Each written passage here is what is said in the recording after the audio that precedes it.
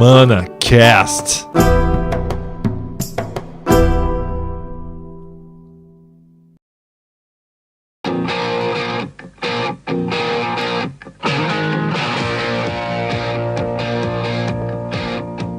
Começou o terceiro episódio de ManaCast Brasil. Olá pessoal, tudo bem? Estamos aqui com o Guento, o pro player aqui da nossa equipe. Tudo bom, Guento? Fala, Barroso. Boa noite aí, boa noite, pessoal. Estamos aqui também com o Chinês, o mestre dos magos dos juízes. Boa noite, Barroso. Boa noite, Guento. O Chinês é chamado de mestre dos magos porque normalmente ele dá uma dica incompleta e quando você vai pedir a continuação dessa dica, ele desaparece. Então pra quem conhece ele, sabe que é um comportamento bastante comum dele. Hoje nós estamos sem o Caio, que ficou na casa dele tentando quebrar o formato, tá lá no seu laboratório fazendo experiências malucas. Hoje nós vamos falar sobre os arquétipos do Magic, ou seja, a definição de cada tipo de baralho, e vamos fazer uma discussão sobre os arquétipos existentes, vamos dar exemplos de arquétipos na história que foram marcados no ambiente competitivo, bem como fazer relação com decks da atualidade.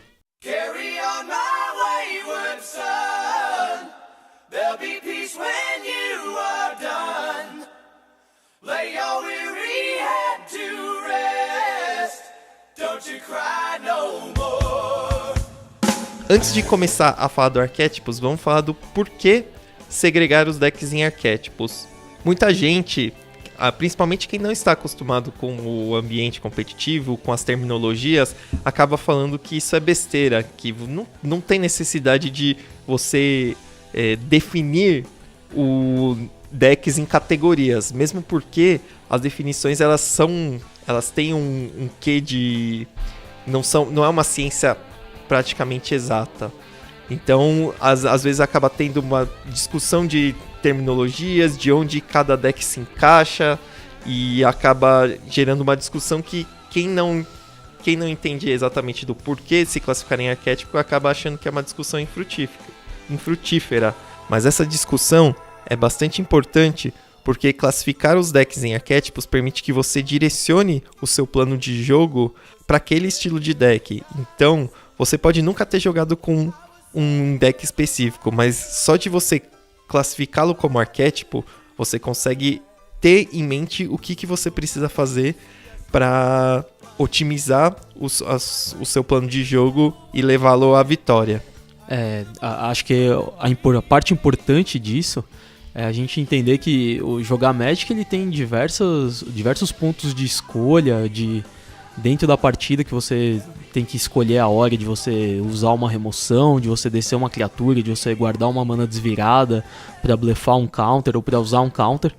Mas mais do que isso, a habilidade do Magic ela passa pelo chamado conhecimento teórico, como tem em quase todos os jogos de tabuleiro. Né? E conhecer os arquétipos é um jeito de você tentar, digamos, rotular o baralho para conseguir entender como ele se comporta contra cada oponente, e também para a gente compreender qual papel a carta faz, que é uma mesma carta, ela pode desempenhar papéis totalmente diferentes em decks diferentes. Sim, com certeza. Dependendo do deck, do tipo de deck que você está jogando, se é um control, um combo ou um deck agro, você tem uma abordagem diferente para cada carta dentro do seu baralho e de acordo com o deck você está jogando contra também, né?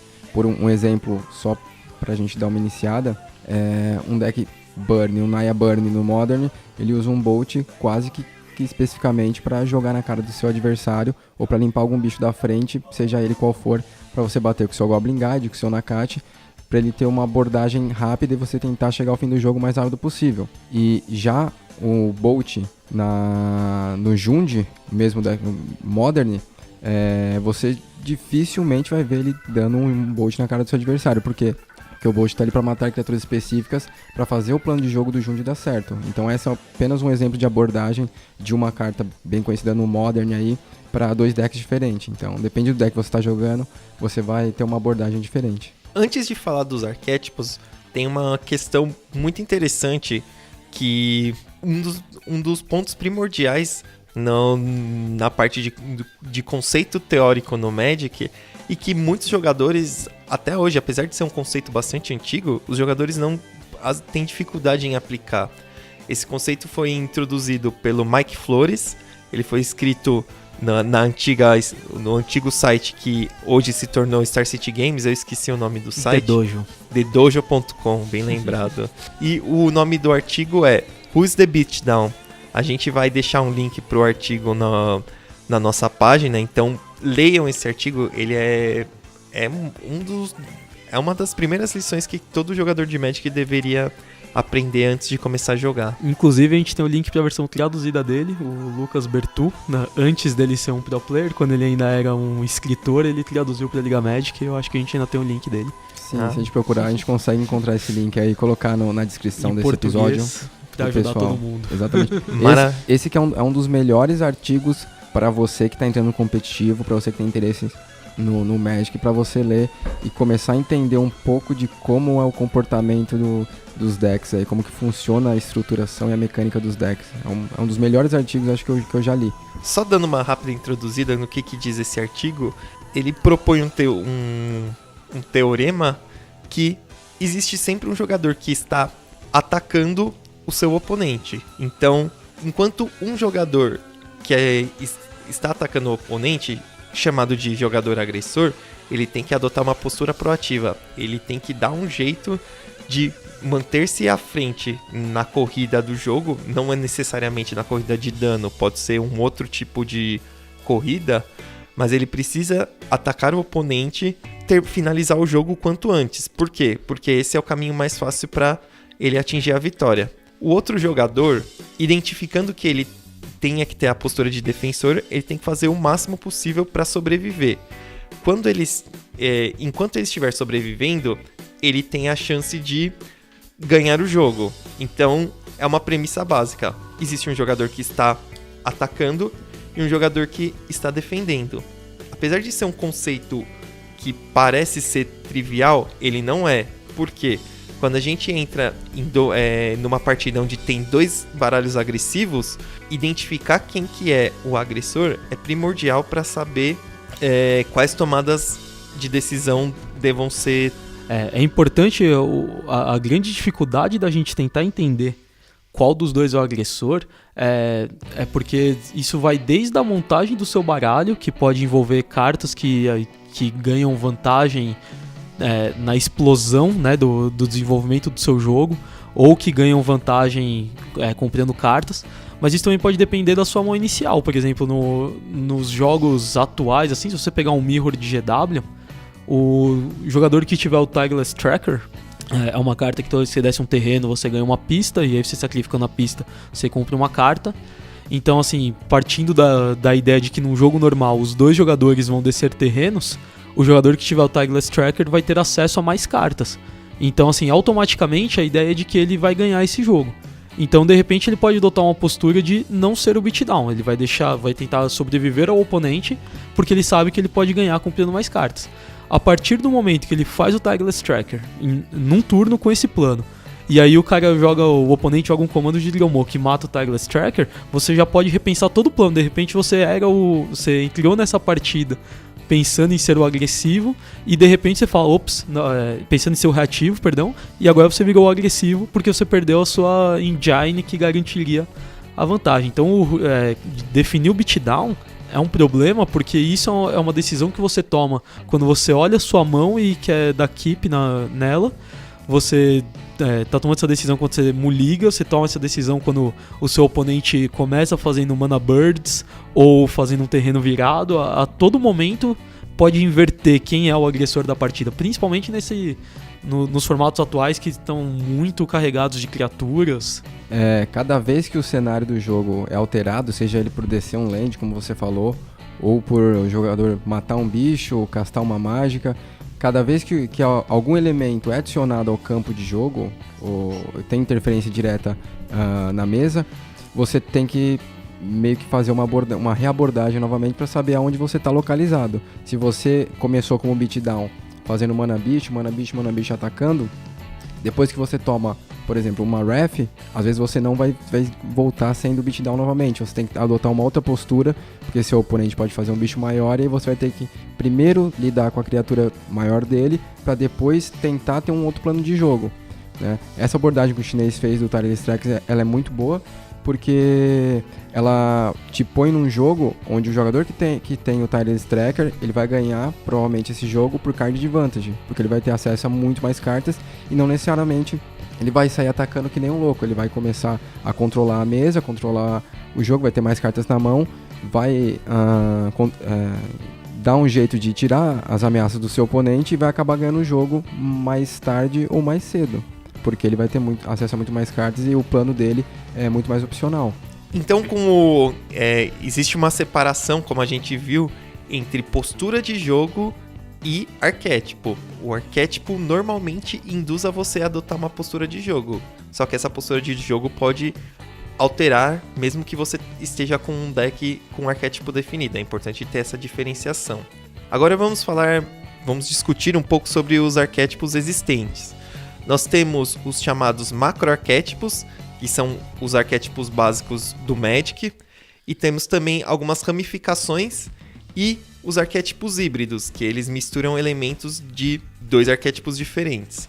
A gente vai tentar abordar o máximo de arquétipos possível e vamos tentar enquadrar alguns exemplos e fazer algumas explicações de como que é normalmente o plano de jogo, quais são as cartas mais utilizadas, e isso em múltiplos formatos.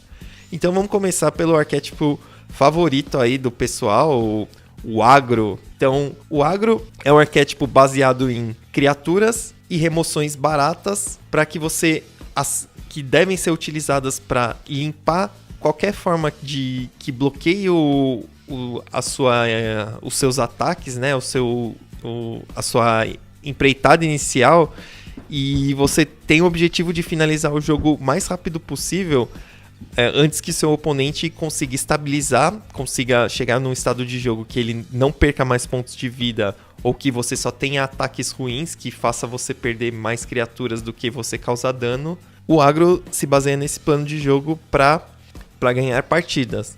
Então, um exemplo clássico que nós temos é o Zu. É um deck que existe faz bastante tempo, ele existiu bastante tempo no T2 de Ravnica, com as mesmas cartas. Ele acabou indo pro Legacy, e no Modern, hoje, ele existe em algumas formas diferentes. Existe o Zu mais baseado com criaturas, e existe o Naya Burn, que é um deck que tem um pouco menos de criaturas, mas ele tem um alcance maior devido às mágicas de dano direto. Eu acho que o Naya é muito caricato como ele funciona, né? Todas as criaturas dele custam muito pouca mana. Se você não tiver uma abertura forte, muito provavelmente depois o seu oponente vai ser capaz de segurar todas as suas ameaças, porque elas ficam fracas. E a remoção dele é usada quase sempre de forma proativa, né? Você sempre está usando... Você está transformando a sua mágica de dano, sua mágica de remoção, numa mágica de dano. Porque você tem, por exemplo, 2 criaturas 2/3 na mesa, seu oponente faz uma criatura 3/3, sua remoção você usa no bloqueador para poder causar mais dano. Então, assim, seu objetivo não é sobreviver, é matar ele mais rápido, é maximizar o dano que você vai causar. E as cartas de dano desempenham, né, os agros que têm acesso à cor vermelha geralmente usam alguma carta de dano direto, que a gente chama de alcance, né? Ela funciona tanto porque no começo do jogo você pode usar ela como uma remoção para causar mais dano com suas criaturas atacantes, como se depois assim a coisa já foi pro buraco, seu oponente já tá bloqueando tudo, você já não tem mais como trespassar pelas barreiras do oponente, aí você pode usar a mágica direto, né, nele para matar. E é um erro que eu vejo muito iniciante cometendo, né? Porque ele tá acostumado a morrer com o Bolt na cara no final do jogo, e aí ele começa o jogo usando o Bolt no oponente. Sendo que não é isso, né? Você vai usar ele de forma proativa no começo do jogo pra tentar causar mais dano com as criaturas. Do contrário, é melhor que ele fique na mão como um efeito surpresa pra atrapalhar as contas, né, do oponente. Sim, exatamente. Você saber a hora que você utilizar cada um dos seus danos, nesse exemplo do Naya, é essencial para você conseguir chegar ao fim do jogo, uma vez que geralmente ou você ganha o jogo bem apertado, com uma contagem de dano muito, muito apertada, ou você acaba ganhando o jogo meio que no atropelo, você vem com uma mão muito boa e muitos danos, seu oponente não vai ter uma agilidade para conseguir reagir às suas criaturas, nem aos danos que vão ficar na sua mão para finalizar o jogo. Existe uma mística de que o deck agro é um deck para iniciantes, principalmente porque ele se baseia no princípio básico do Magic, que é o combate propriamente dito, né? A etapa de combate, você tem as criaturas, você coloca criaturas pra atacar, é um plano de jogo, digamos assim, o primordial do Magic. O Magic foi feito para ser baseado na etapa de combate, e que são decks que possibilitam algumas vitórias fáceis por oponentes que às vezes não conseguem desenvolver o seu plano de jogo, às vezes tem algumas aberturas lentas, e isso é um mito que existe principalmente por pessoas que não gostam do arquétipo. Elas acabam criando e difundindo esse mito. É que qualquer um joga de agro, como dizem as pessoas que não sabem jogar de agro, né? Exatamente. É tipo isso. Eu acho que você jogar de agro requer, talvez até um pouco mais de habilidade do que jogar com outro tipo de deck, porque uma vez que o agro, você fez uma escolha errada, uma jogada errada, se você ficou para trás no jogo, você muito dificilmente vai conseguir voltar para esse jogo.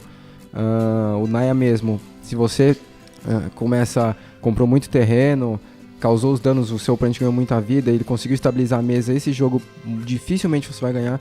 Então o agro é um tipo de deck que você não pode fazer uma contagem errada, você não pode ter nenhuma abordagem que seja defeituosa para conseguir vencer o jogo. Não que você jogando de control seja fácil também, a abordagem é outra, o nível de dificuldade está implícito em outras partes, mas o jogador de control pode fazer uma jogada errada e ele pode depois fazer uma ref, fazer algum tipo de carta que vai fazer ele voltar no jogo e ele conseguir ainda ganhar o jogo. Existe uma outra máxima, né, que eu não sei qual jogador eternizou, mas com certeza todo mundo já deve ter ouvido, que não existe ameaça errada, mas existe resposta errada. E eu acho que muitas pessoas elas ficam incomodadas com isso, de tipo, jogar de agro é fácil. Fala, olha, você tem melhores escolhas, mas o fato é que a criatura na mesa tá atacando e tá matando. Se você pode remover essa criatura ou outra, aí o jogador do controle ele fica muito, se tivesse comprado a carta certa, eu conseguia responder a sua ameaça. Mas é uma escolha que você faz, você joga com efeitos mais grandiosos, geralmente num deck de controle, né, ou de qualquer outro arquétipo, ao passo que o agro ele preza pela eficiência e esse é o ponto forte do deck, mas da mesma forma que ele é eficiente, uma vez que a coisa der errado, ele não tem o comeback que eles chamam, né, se você ficar pra trás Exatamente, o agro é baseado em eficiência e velocidade, você finalizar o seu oponente o mais rápido possível com as cartas que vem na sua mão e você ter uma abordagem aí pra tentar levar seu oponente a 0 de vida o mais rápido possível. E uma outra abordagem errada que o pessoal faz em relação ao agro por exemplo, hoje nós temos o Affinity aí como um dos decks mais fortes do Modern no quesito de agro, e é um deck que ele é um deck muito difícil de se jogar. O pessoal acha que é fácil jogar de Affinity, é um deck para você pilotar o deck com maestria é muito difícil, você precisa de bastante treino, e para você ver o power level do deck, a maioria dos jogadores que jogam de Affinity não consegue tirar 100% do deck, mas consegue ganhar a maioria dos seus jogos, tamanha é a força do deck. E você acabou falando sobre velocidade, acabou entrando no Affinity, só exemplificando que existem alguns tipos diferentes de agro. Você tem os agros rápidos, o Affinity é um deles, que ele consegue ter aberturas que acabam matando até no turno 4. Ele mata no turno 3? Chega até a matar no turno 3, com um pouquinho de sorte, ou muita sorte, dependendo da escolha. Ele pode até matar no 3. Mas ele é um agro muito rápido, é muito explosivo. Ele perde em resiliência, mas ele tem uma explosão maior. Ao passo que nós temos um agro como o Merfolk's, que é um deck agressivo, só que a gente costuma chamar de agro lento. Por quê? Porque ele não tem aberturas explosivas, ele é um agro mais sinérgico. Porque pelo fato dele ser baseado nos Lords, que aumentam o poder e a resistência dos Merfolk's, ele acaba escalando muito rápido. Então, você no turno 1 acaba colocando uma criatura 1/1 em jogo, o famoso Curse Catcher. No turno 2 você coloca o primeiro Lord, você tem 4 de poder. No turno 3 você coloca mais um Lord, você já tem 8 de poder, ou 9. 9, mas só 6 atacando. Tudo bem. E no outro turno, se você acaba fazendo Master of Waves, você ultrapassa os 20 de poder na mesa muito rápido. E acaba saindo fora de controle de um oponente que, por exemplo, está tentando trocar suas criaturas no 1/1, tá? Usando remoções pontuais para tentar matar suas criaturas. Então, apesar da gente falar que o agro tenta matar o mais rápido possível, existem também os chamados agros lentos, que eles prezam pela resiliência. Eles têm um plano de jogo um pouco mais lento, mas acaba sendo fortalecido pelo poder das suas cartas.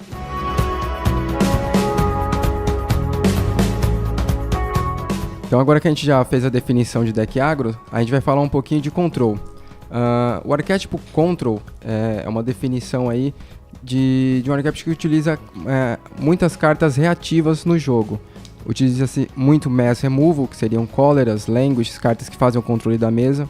E geralmente para finalizar utiliza alguma ameaça muito forte e que tem um impacto bastante grande na mesa. Um exemplo de deck control aí é o Esper Dragons, que a gente ainda está jogando, mas já não é quase muito visto no ambiente standard, mas jogou bastante aí a edição de Khans of Tarkir, Dragons of Tarkir está muito presente, e é um deck que ele vai fazendo, matando as criaturas do seu oponente, ganhando vida, controlando a mesa e fazendo descartes, até que ele consegue fazer um Ojutai, que é uma criatura 5/4, um dragão 5/4, que tem Hexproof enquanto ele não está virado, e quando ele causa dano no seu oponente, você faz um Anticipate, você olha 3 cartas do topo do seu deck e coloca uma na sua mão e 2 no fundo. Então essa é uma criatura que ela é bastante agressiva, né? Não é porque ela é agressiva que ela é uma criatura que joga em decks agros, mas uma vez que ela está atacando, ela vai te dando recursos para você continuar controlando o jogo cada vez mais e não dar nenhuma chance para o seu oponente voltar para o jogo. Então a definição básica do control é esse deck que joga para trás, tentando sobreviver até ter mana suficiente ou ter estado de board suficiente para conseguir vencer o jogo.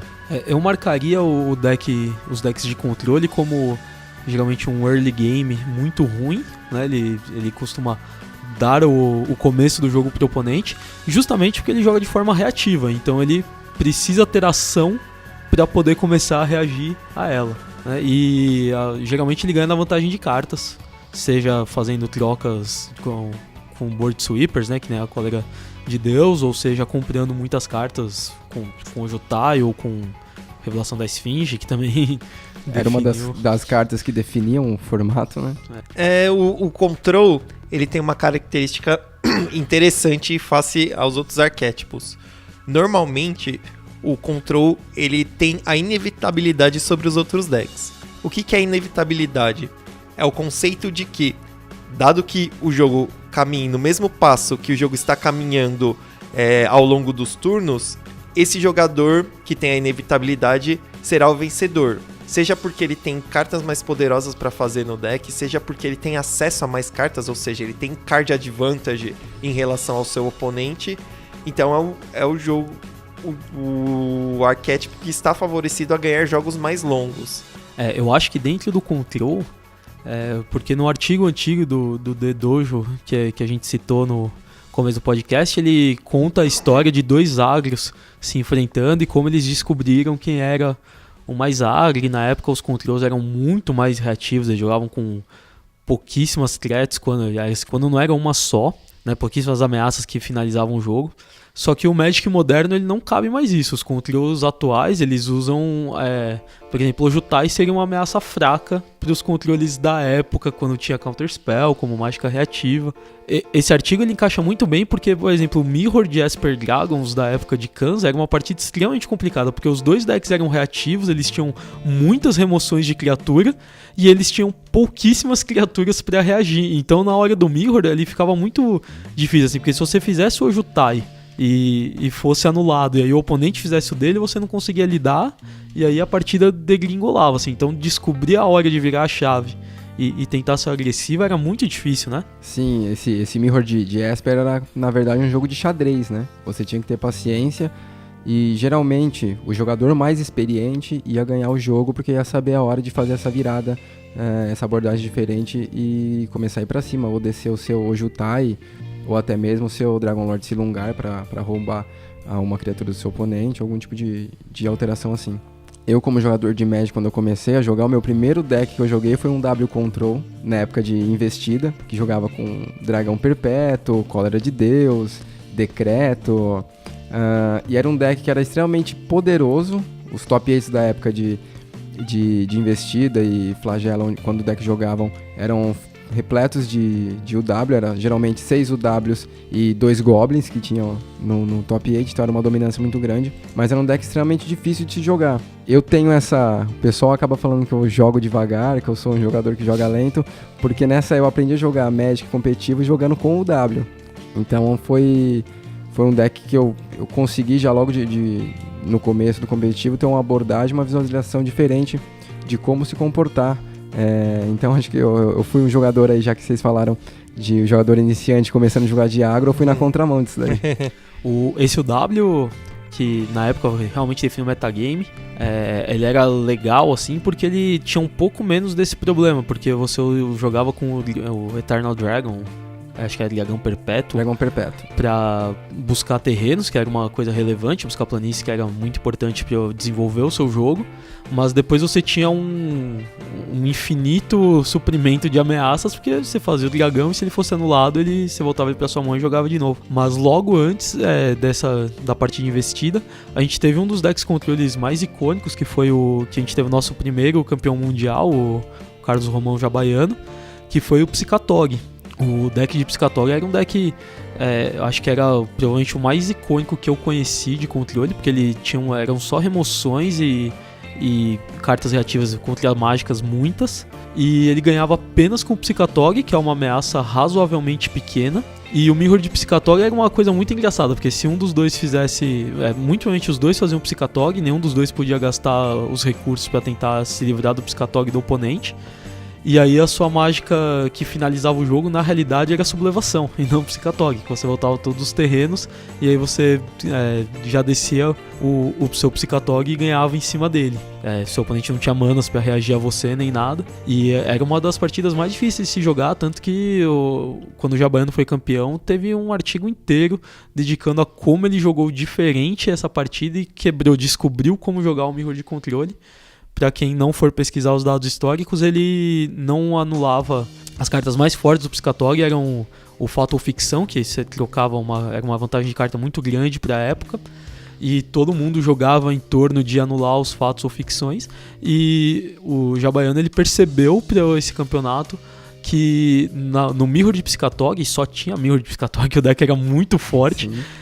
Ele percebeu que a jogada certa era: essa partida vai pro jogo longo de qualquer jeito, então deixa eu jogar os meus fatos ou ficção, deixa o meu oponente anular eles, enquanto eu deixo os dele resolver, eu vou naturalmente comprar os counters e aí eu vou ganhar na quantidade de counters que eu tenho na mão, porque o meu oponente já gastou os dele em outras mágicas não relevantes. Isso aí, assim, hoje parece óbvio, todo mundo sabe que hoje você não anula o tutor, você anula a ameaça, mas isso não foi sempre óbvio, né? A gente viu a história sendo feita. Até algum tempo atrás, eu vi o LSV, né, o Luiz Scott Vargas, citando esse fato de que o Jabaiano, quando foi campeão mundial, foi o primeiro a não anular as cartas de compra, os card drawings dos seus oponentes. Então, depois disso, isso é tão icônico, esse método de jogar o controle, que eu acredito que depois que aconteceu isso com o Jabaiano, que a galera começou a ter uma abordagem diferente a respeito dos controls, né? E mudou bastante coisa. E realmente, o Psicatog, o Jabaiano pode nos desmentir, mas dificilmente o Psicatog ganhava o jogo sem fazer sublevação do Psicatog. Um jogo ou outro só ele deveria ganhar fazendo Psicatog, batendo, anulando, matando os bichos do seu oponente, mas o deck era geralmente muito reto e ganhava fazendo sublevação e Psicatog. Existe uma outra falácia, já que a gente comentou da falácia do jogador iniciante do agro, mas existe uma do jogador control, não do jogador especificamente, mas da construção do deck, que o deck de control ele é composto apenas por compra de cartas, apenas não, né, mas compra de cartas e mágicas de permissão, que são os counter spells, e que a cor azul é a cor predominante no arquétipo control. Embora isso seja verdade, existem também outros decks de control que não possuem counter spells, não possuem as mágicas de permissão, e que não necessariamente jogam com a cor azul. Então, são decks que fazem o controle diferentemente desses decks de permissão. Então, esses decks, ao invés de ficar segurando a mágica de anulação para neutralizar a entrada da carta no jogo, eles deixam a ameaça entrar no jogo e eles respondem com outros tipos de cartas. Pode ser uma remoção, eles podem atacar a mão com Disrupt, né, que são os descartes pontuais. Eles têm outras formas de fazer o controle do jogo. Ele não necessariamente fica baseado nas mágicas de permissão e no card advantage. Ele obtém a vantagem de cartas por outros modos. O Smallpox jogou assim, né? Eu acho que nunca foi um deck relevante no Modern, mas ele é um deck de controle na minha concepção, né? Ele visa remover as ameaças maiores do oponente e ganhar, assim, a partir do momento que seu oponente não tem mais nada no deck, ele sufoca todas as ameaças, não deixando o oponente jogar elas. O Weight Hack, né? Seria o deck. Ainda tem no Modern, eu inclusive no PPTQ que eu joguei na Domain, a primeira rodada eu peguei um Weight Hack. É um deck que joga controlando não a mesa, mas controlando a mão do seu oponente, fazendo com que ele descarte todas as suas cartas, ou a maioria deles, para poder manter o hack ativo funcionando e manter seu oponente longe de acesso, sem ter acesso a ameaças para conseguir ganhar o jogo, né? Então também é uma forma de controle você não controlar a mesa, mas controlar a mão.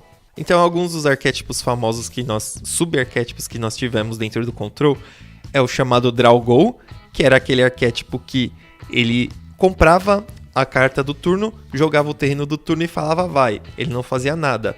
Ele esperava o oponente tomar a iniciativa do jogo para ele decidir se ele anulava as mágicas ou se ele removia as ameaças. E num turno que o oponente já tivesse exaurido seus recursos, ele utilizava uma mágica para comprar mais cartas. Então é um arquétipo que foi bastante popular no meio dos anos 2000. Nós tivemos também a época dos controles chamados Step Out, que eram controles que jogavam sem permissão, mas com mágicas poderosas que utilizavam a mana todo o turno para fazer as Big Spells, né? As mágicas que demandavam bastante mana, mas que elas tinham um impacto absurdo na mesa. Que é o caso do Super Friends, né? Que Exatamente. Era um control tap out, que fazia Planeswalkers atrás de Planeswalkers, e com isso conseguiria fazer o controle da mesa, da mão do oponente, enfim. E jogava nesse estilo de jogo, se tapando no seu turno, não ficando com mana aberta para anular as mágicas do seu oponente. Perfeito, Gwento. Um outro exemplo, assim, a gente tá tratando de permissão como mágicas, mas acho que se existe um deck de controle hoje bem sucedido em algum formato do Magic, é o Miracles, que é considerado o melhor deck Legacy, assim, acredito que disparado. Todos os decks hoje são os outros decks Tier 1 tem ferramentas para combater o Miracles já no main deck, porque realmente é o deck mais consistente que tem. E ele não joga com permissão praticamente, ele joga com Force of Will, que no Legacy não é uma mágica de permissão, é uma mágica que evita que você seja roubado, né? Porque o Legacy é muito baseado em roubar o seu oponente e ganhar dele antes dele jogar. Então assim, a Force of Will fica lá para evitar que isso aconteça, e o deck joga assim com acho que 2 Counterspells na maioria das listas e alguns Spell Pierce também para fortalecer contra os decks de combo. E toda a permissão acaba ficando em torno do Counterbalance, a integração do Counterbalance com o tampo de adivinhação do Sensei, que na realidade não você age com a permissão, mas é uma estratégia de Prison, né? Eu não sei se a gente já vai falar de Prison agora. Não, eu ia deixar o Prison pra mais tarde. Prison vai vir daqui a pouco, mas ainda tá preso. Perdão, me adiantei um pouco. Mas ele funciona uma espécie de um control combo, uma vez que você precisa da interação das duas cartas para poder fazer a anulação da mágica do seu oponente. E falando em combo, o pessoal que me conhece sabe que eu sou o cientista maluco dos decks de combo. Sempre eu comecei a jogar Legacy jogando de combo, mas muito antes disso eu já jogava com decks de combo desde o T2, já tentava fazer funcionar. Um dos meus primeiros decks competitivos antes de eu ir pro Affinity, na história fatídica de quando eu ganhei quando eu ganhei minha vaga pro Nacional e virei juiz por causa disso. Antes disso eu jogava com Mind's Desire no T2, era um deck razoavelmente ruim, porque Mind's Desire é muito bom, mas o resto do deck era muito ruim. E eu vou dar uma explicação básica do que é o combo. Jogar de combo basicamente envolve você não jogar Magic, você jogar um jogo muito parecido, utiliza o mesmo sistema de regras sobre descer terrenos e a velocidade para jogar mágica, porém você pode esquecer a maioria das coisas que a gente está falando aqui sobre estratégia. O deck de combo é pra quem não tem muitos amigos e gosta de jogar Magic sozinho em casa, ou então pra quem tem muitos amigos e gostaria de perdê-los, porque quase ninguém se diverte jogando contra você. Basicamente você procura interações que são capazes de finalizar o jogo, seja literalmente com o oponente morrendo ou simplesmente sufocando todas as opções dele, mas todas mesmo de uma forma que ele realmente não tem out, não tem nenhuma jogada, nenhuma compra que ele possa fazer que mude esse estado.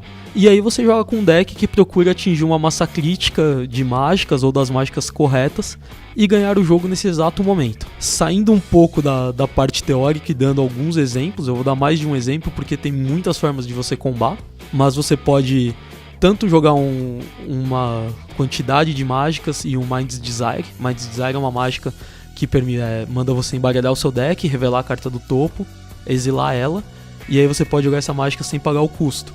Então você joga uma quantidade de mágicas para ir então conjugar o Mind's Desire, aí te permite que você revele, digamos, 6, 7 cartas do seu deck, jogue elas sem pagar o custo.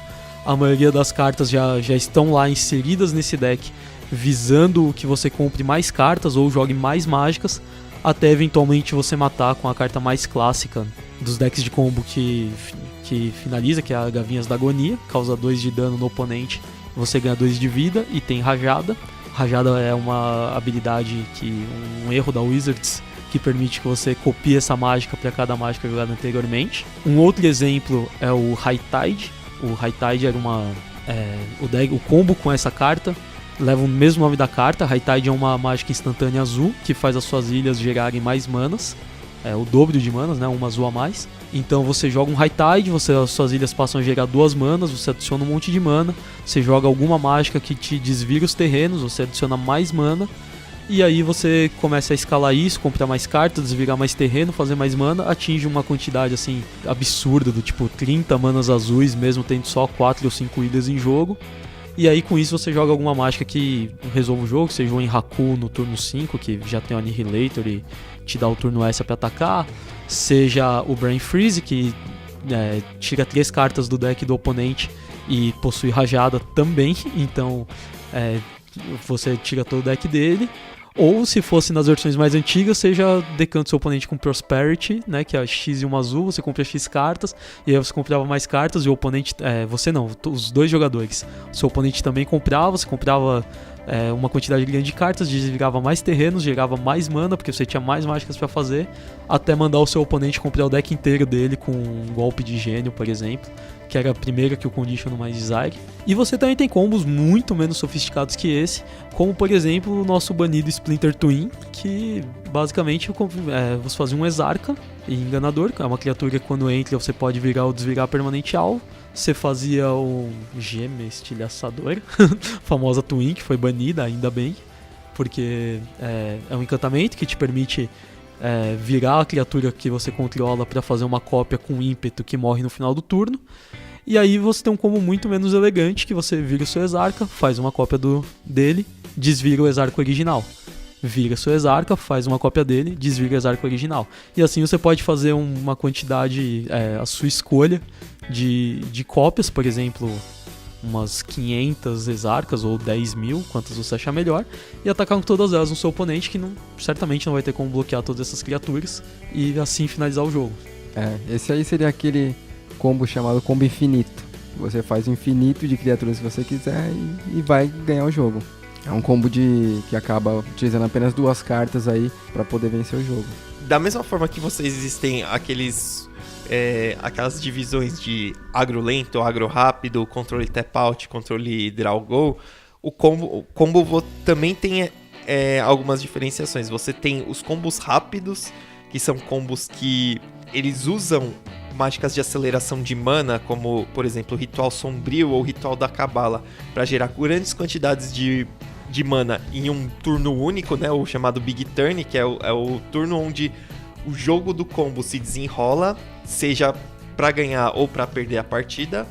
E você tem combos mais lentos, como por exemplo, ainda falando do Legacy, o Snake Attack, que é um setup que pode ser feito de uma forma mais lenta, mas que quando você resolve a carta, ela resolve de uma única vez. Então você faz um Show and Tell, ou você resolve um Snake Attack, e com o Snake Attack em jogo, ou com o Show and Tell, você acaba colocando ou Griselbrand ou Enraku, que acaba selando a partida. Só para complementar um pouco aí, o chinês falou a respeito do Twin. Por ele ser um combo muito forte, ele foi recentemente banido no começo do ano, juntamente com a carta Summer Bloom, que era um outro combo que o pessoal acha desagradabilíssimo, que fazia você não perder o jogo no turno 2, mas você tinha certeza que o jogo estava perdido no turno 2 na maioria das vezes. Quem me conhece sabe que eu sou a viúva do Amulete Bloom, porque consegui a vaga no RPT aqui pra jogar o Pro Tour de Atlanta com esse deck. Era um deck muito legal de jogar, os oponentes odiavam jogar contra o deck, mas era um deck que era muito legal de jogar, difícil de jogar. Eu acho que por isso até o pessoal costumava não escolher ele como um dos decks para jogar, uma vez que a parcela dele no formato Modern era muito pequena. Já o Twin era praticamente dividia com o Jund aí o status de deck mais jogado. O Barroso jogou bastante tempo de Twin, pode falar um pouquinho melhor sobre. Eu vou deixar pra falar do Twin um pouquinho mais pra frente, quando falar de arquétipos híbridos. Vocês acabaram entrando aí, mas eu sim sou viúva do Twin e eu, diferente dos outros, eu gostava de jogar contra o Bloom, porque a partida de Twin contra Bloom era bastante desafiadora, era bem divertida, era bastante interativa. Essa partida era, acho que o jogo mais difícil pro Bloom jogar era contra o Twin. Era muito difícil jogar contra o Twin. Então o banimento do Twin foi muito bom pro Bloom, mas ele foi banido junto, então morreram de braço dado. Eu acho que vale um comentário, porque existe de certa forma um mito de que a Wizards não gosta de cartas de combo, né? Não gosta de combos no Magic, que estraga o jogo. E o pessoal que fala isso geralmente fica com um preconceito forte, porque, por exemplo, a gente tá falando de uma das últimas levas de ban que retirou essas duas cartas. Mas o grande problema disso que você não pode ter ameaças eficientes demais, combos eficientes, você não pode ter nada que impeça a diversidade do Magic, né? Comece a suprimir isso. E se você olhar quase toda a coleção, a Wizards lança diversas cartas que possibilitam novos combos, novas interações, só que ninguém liga pra elas, porque os combos são ruins, né? As únicas cartas que fazem sucesso são aqueles combos que são super eficientes. E aí quando ele é super eficiente e começa a dominar o formato, é natural que a Wizards procure controlar de alguma forma isso, porque é bem diferente você perder pra um deck bom numa partida jogada e você perder no quarto turno porque seu oponente tinha duas cartas e você não tinha a resposta pra elas. Isso que você falou é uma realidade muito bem impregnada, porque no T2 atual mesmo, no Standard, nós temos um combo que seria o Zulaport, o Eldrazi Displacer, Scion of... O outro Scion Summoner, não. O outro Eldrazi que coloca 3 tokens, né, que sacrifica... Cada Eldrazi sacrifica um Sion, dá uma mana, então ele faz esse Eldrazi. Brood Monitor. Isso, Brood Monitor. Faz o Brood Monitor, entra 3 tokens de Eldrazi Sion, sacrifica esses 3 tokens para adicionar mana, adiciona 3 manas incolores, utiliza a habilidade ativada do Eldrazi Displacer para fazer um blink, para remover e voltar para o jogo o Brood Monitor, e assim você tem, fazendo 3 tokens infinitamente, e cada vez que uma criatura vai pro seu cemitério, o seu oponente toma um de dano e você ganha 1 de vida com a habilidade do Zulaport. Então é um combo que já foi mais popular no T2, ainda está no T2, mas quase não é utilizado. Não entendo ainda por quê, visto que ele é um combo muito forte de 3 cartas, uma vez que no Modern você tem combos de 3 cartas de criatura também, como é o Melira, e é muito mais presente do que no Standard. E no Standard passado a gente tinha o deck de Halid Ancestors, que também era um deck de combo, e a Wizards mostra que não tem nada a ver, ela incentiva o combo, é legal essa parte do quebra-cabeça pessoal pra ganhar uma partida. Você só não pode deixar o quebra-cabeça sendo de 4 peças, né? Que aí você bate o olho e monta, porque senão deixa de ser divertido pra todo mundo, até pra você, que é que você gosta de ganhar a premiação, mas a partida fica mais fácil, né? Com certeza. Eu acho que os jogadores que não gostam dos decks de combo, acho que por causa de falar que o jogo não fica interativo. Você abaixa a cabeça, começa a jogar, esquece de tudo ali praticamente, porque a maioria dos combos não tem uma interação muito relevante com o seu oponente. As cartas que vão é para proteger o seu combo, uma outra carta para poder atrasar o seu oponente até você conseguir fazer a sua combinação. O que eu acho divertido do combo é que você gerencia um recurso diferente dos demais. Você às vezes acaba gerenciando a probabilidade de você comprar uma devida carta. Por que eu digo isso? Porque nem sempre você tem o tempo necessário para fazer o setup do combo, para você achar todas as peças. Então às vezes você é forçado a ir pro seu big turn um turno antes do que você gostaria. E aí você tem que jogar com as probabilidades.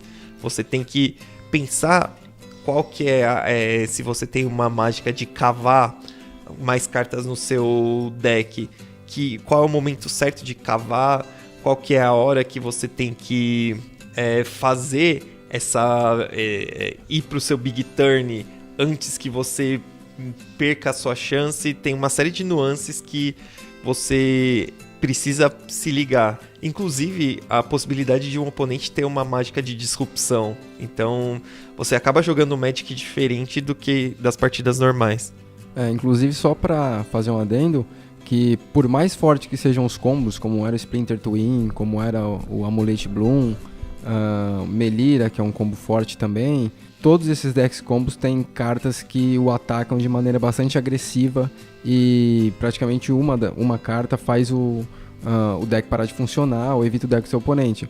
Um exemplo é o Dread, que é considerado um deck combo no Modern, e tem diversas cartas que você pode utilizar para fazer a remoção do cemitério do seu oponente, uma vez que o Dread necessita que os bichos caiam no cemitério para voltar para o jogo e manter uma presença de board para vencer. Então, todos os grandes combos também têm ameaças que o quebram na mesma grandeza. Então, jogar de combo também não é só simplesmente vou jogar com o combo, vou combar e o meu oponente não pode fazer nada. É que as pessoas esquecem que, assim, se eu matar o seu Tarmogoyf, você pode sempre comprar outro e me matar com o seu segundo Tarmogoyf. Agora, se você parou o meu combo, eu já comprometi recurso, já comprometi turno, eu não interagi com você, eu vou morrer antes de fazer de novo. Você se programa pra...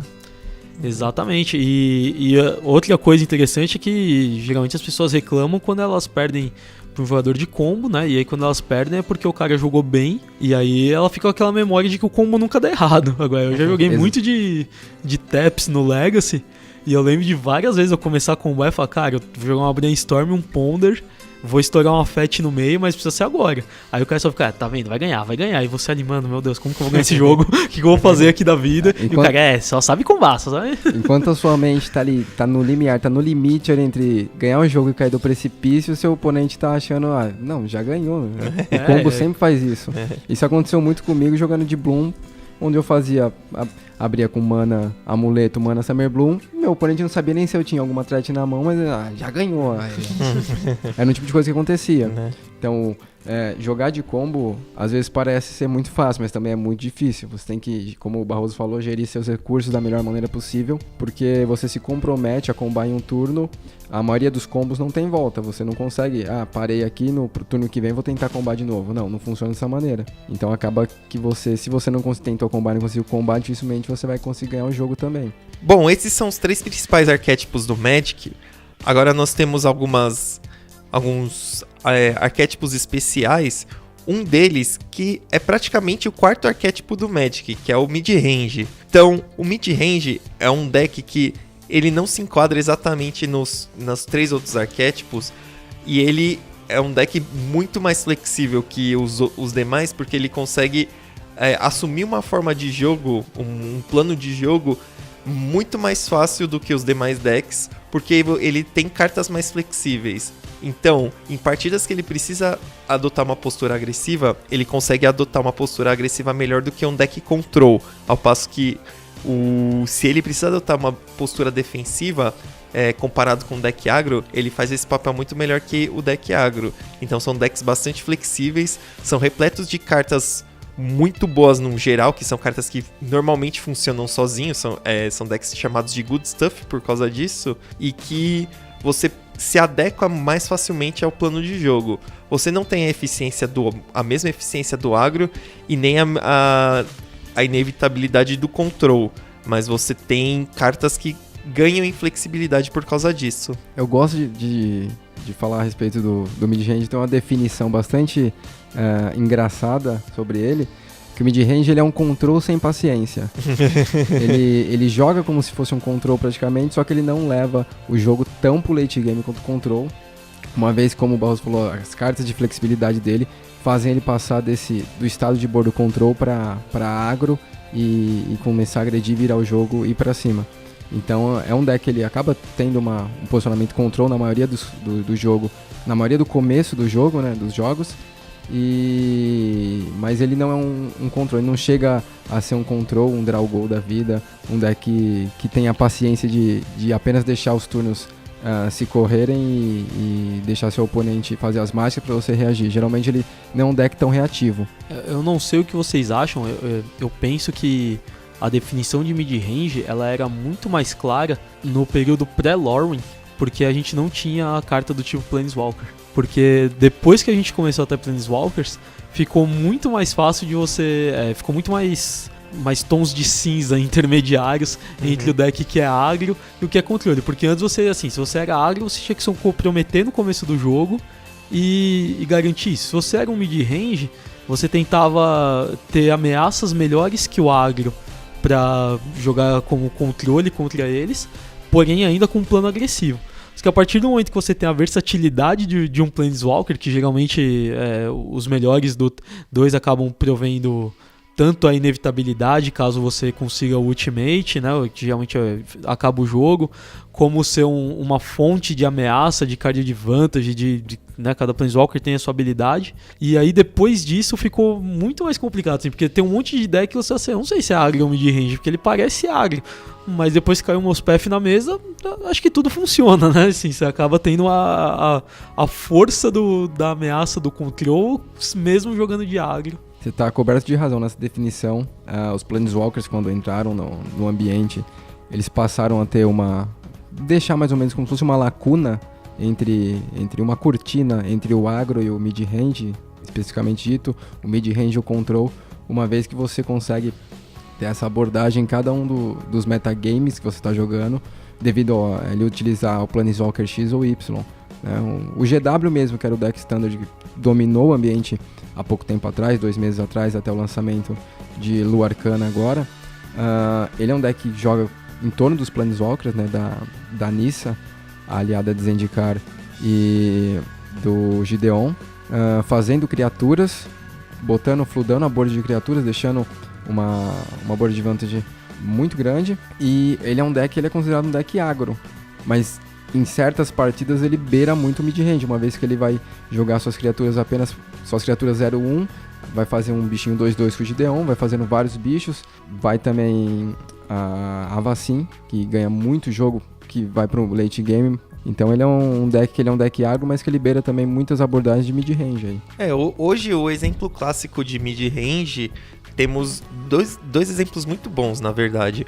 No Standard atual é o BG Delirium, então é um deck que tem bastante criaturas, ele tem uma quantidade de disrupção razoável para ele conter os decks que conseguem capitalizar com cartas mais poderosas que ele, mas ele tem criaturas que vão gerando vantagem incremental, ou seja, ele não é uma mágica, não são mágicas que geram uma grande vantagem, não tem um grande impacto por turno, mas são mágicas que são feitas em um determinado turno e aos poucos ela vai gerando vantagem em relação aos seus oponentes. Um exemplo é o Tideless Tracker, que conforme você vai descendo terrenos, você vai gerando pistas, e essas pistas vão se revertendo em cartas.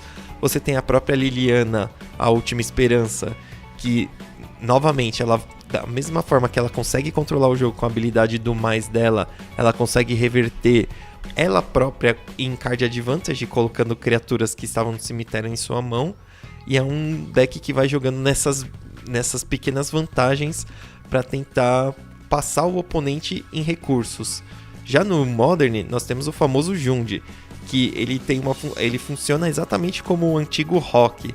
É um arquétipo que faz trocas sempre de uma carta por uma carta, então você tem uma remoção que vai remover uma ameaça do oponente, você tem um descarte, né, um disrupt, que vai remover a melhor carta da mão do seu oponente, e ele tenta ganhar essa vantagem tendo ameaças superiores, como por exemplo um Tarmogoyf, ou uma Liliana do Véu, ou ainda um Kalitas, que são ameaças muito grandes pro Modern.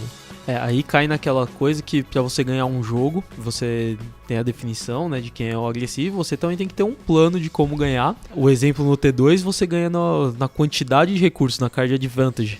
Os decks mid-range, num geral, né, em formatos mais amplos, que você tem mais essa possibilidade de escolha, eu acho que você acaba caindo num conceito que as pessoas acham esquisita, que é ganhar no card quality, né? Você tem cartas melhores que a do seu oponente. Você faz isso trocando a sua carta de uma mana ou pela melhor carta do oponente, ou às vezes buscando um buraco na curva, né? Às vezes seu oponente tem 2 cartas de custo 2, 2 cartas de custo 4 e uma de custo 3. Você descarta de custo 3 para garantir que ele tenha um turno ineficiente. A comparação que o Barroso fez aí do Jund é mais ou menos o que você falou mesmo, Chinês. Você também falou sobre isso aí.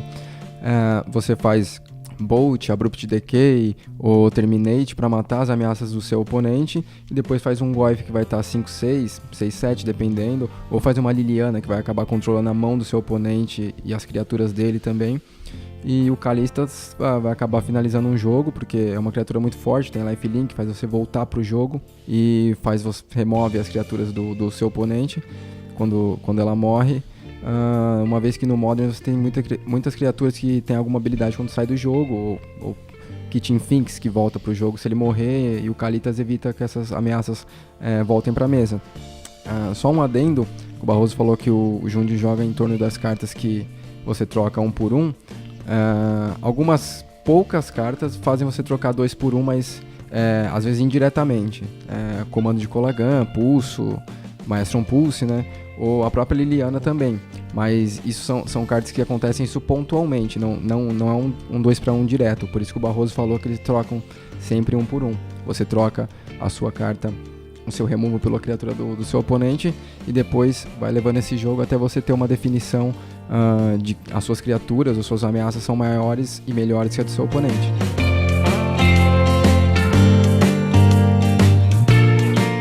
Uma outra definição de arquétipos que a gente tem aí é o ramp. O que seria um ramp? Geralmente quando a gente ouve falar que tal jogador está jogando de ramp, a gente já tem uma ideia de que aquele jogador está jogando com um deck que faz você acelerar seus terrenos, faz você colocar mais terrenos por turno no seu jogo, no seu campo de batalha, para que daqui 2, 3 turnos ele faça uma ameaça maior do que uma ameaça do seu oponente.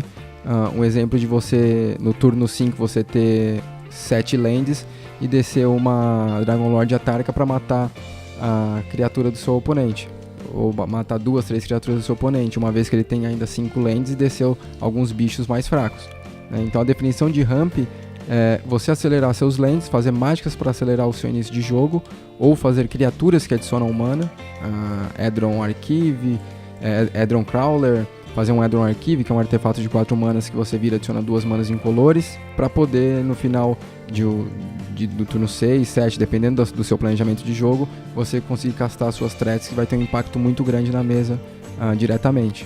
E o arquétipo do ramp, ele é tão forte que a Wizards não para de piorar as cartas que rampam e o deck continua aí jogando, né? Porque a gente jogou por muito tempo com Rampant Growth, que é 2 manas pra buscar um terreno. Depois veio Sakura Tribe Elder, que é a mesma coisa, mas você ainda ganhava um block, né? No caminho, Farseek, a vida inteira teve carta de 2 manas que rampava, carta de 3 manas que rampava e buscava outro, que no alcance do Kodama. E de repente tudo piorou, cara. Tudo agora é 3 manas pra você tentar rampar um, ou então a carta só vai pra mão e continua sendo um arquétipo. Sim, com certeza. Você falou do alcance do Kodama. A gente tem o Nissas Pilgrim Mage, que faz praticamente a mesma coisa, só que ela só busca floresta. Básica. Então, uma vez você não pode, antigamente você jogava com um BGW, um BG com vermelho, com qualquer outra coisa, porque você poderia buscar os terrenos com as mágicas. A Nissa Pilgrim Mage só faz você buscar florestas básicas, então é muito restritivo, mas continua sendo uma carta muito forte no arquétipo que ela é jogada, que é o Ramp. E a Wizards, você falou de piorar as cartas, ela já anunciou que não fará mais Elfos de Lanoares e afins. E nem Ramp de 2 manas. E nem Ramps de 2 manas que colocam um terreno em jogo. O máximo que você vai conseguir é colocar um terreno na sua mão, o que não é tão vantajoso, uma vez que você não vai conseguir acelerar seu turno. Então, não sei se é uma tendência os decks de ramp deixarem de existir, mas as cartas estão ficando piores. Se até agora não parou de existir, eu acho que... Só pra mandar um abraço pro Obama, o Marcos Paulo de Jesus Freitas, que deve ser um dos jogadores mais assíduos do arquétipo Ramp. Pra finalizar aqui os arquétipos especiais, nós temos o Prison. O Prison é um arquétipo diferente dos demais, porque ele tenta... Ele coloca permanentes ou tenta dificultar o acesso de mana daqueles oponentes para que eles não consigam executar o seu plano de jogo. Dessa forma, com o plano de jogo bloqueado do oponente, eles conseguem ganhar das diferentes formas. É difícil você pensar no Prison como um deck agro ou control, porque uma vez que o oponente já esteja alocado, ele já esteja sem condições de executar o seu plano de jogo, ele já consegue vencer o jogo naturalmente. Então a ameaça pode ser uma criatura, por exemplo, se a gente pensar no Mogcatcher, que é um Prison Legacy bem famoso, ele aprisiona as manas do oponente ou via Cálice do Vácuo, ou via Blood Moon, ou ainda via Trinisfera. Ele ganha ou com Rabble Master, ou ele ganha com um Cote do Martelo, ou ainda a gente tem Prisons que eliminam as cartas do oponente através de Smokestack ou de Armageddon e ganham com ameaças mais lentas, como por exemplo o Baneslayer Angel. Então ele não se encaixa exatamente num arquétipo específico, mas ele tem um plano de jogo bem definido, que é justamente travar as ações do seu oponente. Acho que o exemplo mais clássico para os jogadores clássicos é o Êxtase, né? Que era um deck que não permitia que nenhuma permanente... Ele baseava em Kismet, né? Que é um encantamento que os terrenos entram em jogo virado. E Êxtase, que é um encantamento que não deixa as permanentes desvirarem. E aí basicamente seu oponente não tinha acesso a nenhum recurso dele para jogar. E esse deck evoluiu, foi famoso no Legacy, no Vintage, em forma de White Stacks, ou então baseado no Smokestack, os decks de Mystical Workshop, que se baseiam em jogar Trinisfera, Cálice e todos esses artefatos de Prison. Mas também tem alguns exemplos mais sutis, né? Eu diria que, de certa forma, é um Prison o Counterbalance, né? É uma prisão da pilha, digamos assim, porque o seu oponente acaba... Ele tem que ficar jogando recursos dele que podem não funcionar, embora seja o que a gente chama de soft lock. Ele é uma prison que você pode escapar, só é muito difícil. Diferente de um hard lock, como Smokestacks, que você já perdeu suas cartas e não vai ter elas de volta. Chamando uma carta muito antiga, de um T2 razoavelmente antigo também, mas o Blinding Angel, Anjo Cegante, não lembro exatamente o nome, mas na época... Ofuscante. Anjo Ofuscante, muito obrigado. Na época não existia, por exemplo, acesso a remoções verdes ou brancas, simplesmente não existiam cartas de remoção verdes ou brancas no formato. Então, assim, como tinha um deck verde-branco agro muito famoso, você tinha uma alternativa de prisão, que era você jogar um Anjo Ofuscante, atacar o seu oponente, e ele simplesmente não tinha mais fase de ataque. Então ele, às vezes sua mesa estava muito perdida, mas seu oponente nunca mais ia ter uma fase de ataque, e você simplesmente ganhava de Anjo Ofuscante até o final. Só pra lembrar que o Anjo Ofuscante é um anjo de, se eu não me engano, 5 manas, ele é 3/4, se eu não me engano. 2/5. 2/5. E toda vez que ele causa dano ao seu oponente, o seu oponente perde a fase de combate. Então ele não pode atacar, ele pula a fase de combate dele.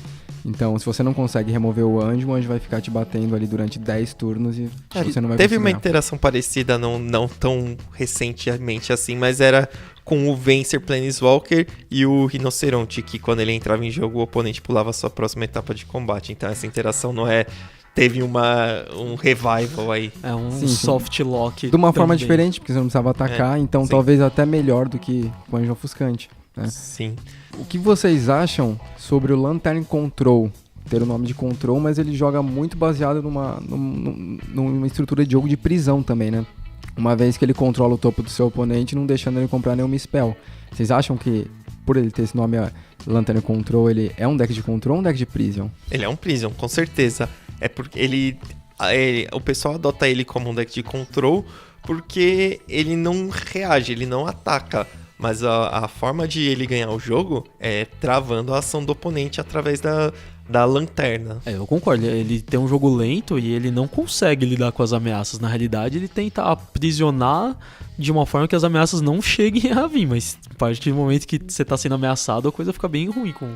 Sim, uma vez que uma das cartas-chaves para o Prison ganhar o jogo é a Ponte Traiçoeira, que impede que seu oponente trave. Então, além de travar as draws que seu oponente vai dar, ele acaba travando as criaturas do oponente. Então, ele tem uma dupla prisão aí para conseguir ganhar os seus jogos. É importante, eu acho, diferenciar essa questão do Prison, que o Prison é um recurso de sufocar o oponente, mas você tem tanto os hard locks como os soft locks, né? E no Exatamente. Modern, a ponte já foi soft lock de muito deck, assim, simplesmente porque minhas criaturas são menores, vale a pena eu ter... eu bloquear as ameaças maiores do oponente. E um outro tipo de deck de prisão é diferente, é o Mono Blue Prison, que tá jogando no T2 recente, no Standard, e joga em torno de você não ter nenhuma interação direta com as cartas do seu oponente, com as criaturas. Você apenas diminui o poder delas quando ela ataca, ou faz bounce nas criaturas, devolve para a mão. E uma vez que você casta um Days Undoing, você casta suas magias de novo, você vai entrando meio que num ciclo, onde seu oponente não consegue te atacar direito, ser efetivo para te atacar, e você vai ganhando alguns pontos de vida com os anéis, que são um artefato de uma mana. Quando entra em jogo você escolhe uma cor, você escolheria azul, sempre. E você jogar uma mágica azul, você ganha um de vida. Então chega uma hora que o seu oponente não consegue te atacar. Certo tempo do jogo, você vai acabar finalizando ele fazendo X tokens de zumbi, ou apenas jogando turnos extras e atacando com Awakening do Party of the Water Veil, que é a carta que faz você jogar turno extras e pode transformar seu terreno num bicho. Esse deck é engraçado porque ele ganha numa interação final, né, de Water Veil com Rise of the Tides, acho que é o nome, né, que faz zumbis. Sim, ou você casta Rise of the Tides e o Party of the Water Veil, ou você casta simplesmente 2 Party of the Water Veil, se o seu oponente não tiver nenhuma resposta, você vai bater 24. Então, e esse deck, ele fica parecendo um combo porque ele ganha essa combinação, mas ele não atende os requisitos, ele não tem massa crítica, ele não tem uma velocidade pra ganhar. Mas ele me lembra muito um combo porque ele compartilha de uma característica, que é você olhar a lista e falar, meu Deus, o que esse deck faz? Não faz nada, praticamente não faz Sim, nada. Basicamente, você mostra a sua lista pro iniciante. Se ele não entender o que as cartas estão fazendo lá, é alguma coisa esquisita, ou é combo, ou é... E aí o Prison acaba roubando esse status, né? Porque ele funciona igual, de certa forma. E ele é facilmente confundido também como um deck de control, uma vez que ele tem todas as suas cartas são reativas, não tem nenhuma carta de impacto muito grande pra jogar, pra ganhar o jogo. Ele espera seu oponente fazer as ameaças, fica dando bounce nos bichos, enfim. Ele acaba enrolando, e então isso faz muita gente se confundir ele como um deck de control. Ele se comporta mais ou menos como um Draw Go antigo, sim, que era um deck muito forte de control. Mas a estrutura dele para vencer o jogo é deixar o cara alocado numa prisão onde ele não consegue atacar e você salva seus pontos de vida até você conseguir finalizar o jogo, né? Aproveitando que eu falei de combos agora, né, e novamente falando disso, porque realmente é o meu arquétipo favorito, eu vou passar um pouquinho, porque a gente estava falando dessa questão de combo, e a gente comentou sobre o Big Turn, mas também comentamos sobre, por exemplo, o Splinter Twin, que eu acho que o Barroso vai querer falar algumas coisas a respeito.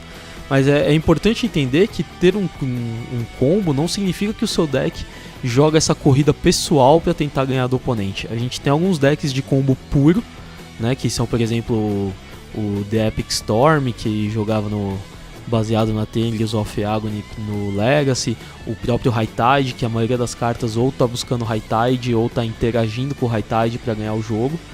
Mas a gente teve milhões de exemplos e são as coisas mais comuns, inclusive, hoje em dia, que são os combos híbridos, assim, seja puxado pro control, pro agro ou até pro mid-range. Um dos primeiros que eu me lembro de ter usado foi o deck de Reveillark. Na época ele buscava a interação ainda com a entidade do espelho, na época que basicamente você tinha um dublê de corpo, ele é um clone que copia uma carta do seu cemitério, e ele jogava com o Reveillark, que é uma criatura que quando morre você pode voltar até 2 criaturas de poder 2 ou menos do seu cemitério para o jogo. E a entidade do espelho, que é uma criatura 3 manas 1/1, você paga X, todas as suas criaturas se tornam X/X até o final do turno. E aí ele combava basicamente pagando 0 manas com a sua entidade do espelho, matando o seu Revelark. O Revelark voltava do cemitério à própria entidade do espelho e o dublê de corpo. O dublê de corpo copiava o Revelark. Você jogava essa habilidade na pilha umas 700 vezes. Aí você tinha... ela resolvia, morria tudo, você voltava o seu dublê de corpo copiando o Revelark. E a Irmã das Almas, ou alguma coisa assim, todo mundo chama de Soul Sister, que é encarregada das almas, é a criatura que você ganha 1 ponto de vida toda vez que uma criatura entra em jogo. Você ganhava assim a vida dela, as 2 criaturas morriam, retornavam, morriam, retornavam, toda essa quantidade de vezes, e dessa forma você ficava, digamos, uns 250 mil de vida. Você podia até pedir mais, mas era exagero, tá? Você não precisa, ninguém causa tudo isso de dano. O legal desse deck é que ele ganhava assim, só que às vezes, enquanto não vinha o dublê de corpos, você simplesmente fazia a entidade, a encarregada das almas e o Revelar, que você pagava 5 manas e batia com 3 criaturas 5/5. E às vezes o seu oponente morria. E aí ele tinha que ficar pensando, putz, eu não posso morrer, eu não posso morrer, eu não posso morrer. E aí de repente o seu dublê de corpo caía no cemitério, a sua encarregada caía no cemitério, você comprava o Revelark, fazia ele com Evocar e combava. Então assim, você se atacava por ângulos diferentes. Você sabe qual que é o deck equivalente a esse no Modern, né? O Meliga, eu suponho. Sim, exatamente. Tem a mesma abordagem, só que o Revelark, ele ainda, na época que ele era T2, ele poderia jogar com uma abordagem com tanto control quanto mid-range, né? Você poderia ir pra cima batendo, como o chinês falou, ou você poderia jogar para trás, fazendo cóleras e Quintifix e atrasando seu oponente até vir o combo. O Melira ele já tem uma abordagem muito mais agro, uma vez que você pode sair fazendo suas criaturas e você inevitavelmente ganhar o jogo por causa do seu terreno como que é mesmo o nome chinês? Sim. Governor Township. A Governor Township. Faltou o Caio aqui, nosso faltou grande o jogador Caio, do Melira. Nosso amigo aí, builder de Melira. Que você vai colocando marcador nas criaturas e você acaba ganhando. Eu joguei bastante tempo com o Pod, que é o antecessor do Melira, e muitos, digamos 50% dos jogos você ganhava sem combar, você ganhava fazendo os bichos, colocando marcadores nos bichos e batendo. Você sempre ia ter Kitchen Things na mesa, que seriam praticamente imortais. Uma vez você colocava um marcador por turno, ele morria, você colocava outro marcador, resetava. E enfim, o deck ele é bastante consistente nessa parte de ser um deck agro, além de ser um deck combo. Eu não penso no Melira quando a gente fala isso, porque o Melira pra mim é igualzinho ao Project X. É um deck antigo que não fez sucesso na época, porque na época o MOL era um software mais utilizado e no MOL você não consegue repetir esse tipo de interação, você é obrigado a executar ela cada vez, então você não pode simplesmente falar, eu fiz isso 10 mil vezes, eu ganhei 10 mil de vida. Mas ele era um deck baseado em Safaric Doster, que é uma lenda com nome muito complicado, que você sacrifica, ela é 2/2, e aí quando a criatura alvo morrer, ela volta pro jogo. E aí você tinha uma criatura que, quando entra, voltava uma criatura de custo de poder 2, custo 2 ou menos pro Crypt jogo. Champion. Crypt Champion. E ele morria se você não tivesse pagado uma mana vermelha. Então ele consistia de você jogar ele, deixar ele pra morrer. Com o trigger na pilha você sacrificava a Saf, os dois morriam, ele voltava, a Saf voltava, você sacrificava. Dessa forma você fazia a vida infinita, é igualzinho ao Melira, é nas mesmas cores que o Melira. Igualzinho o Rally. E novamente você utilizava a encarregada das almas, né? Ou Essence Warder, que nessa época também tinha. Exatamente. E tinha o Shord, inclusive, nessa época, pra você buscar o seu combo. Era o Melira com a versão cartas nerfadas. O Rally também, ele funciona nesse mesmo esquema. Então são combos que tem uma mesma mecânica, mas que eram disfarçados de beatdown também. Eles têm o plano agressivo. Quem quiser saber um pouquinho mais sobre combo, essa semana saiu na Channel Fireball um vídeo onde o Pocheon fala dos o top 8 criaturas combos. O que é isso? Ele fez um top 8 dos decks que são combos centrados em criaturas. A gente, só para fazer um adendo, o que ficou como primeiro aí foi a interação Kikijiki e Restoration Angel. O Melira ficou em segundo. A gente teve o Project X também no top 8, enfim.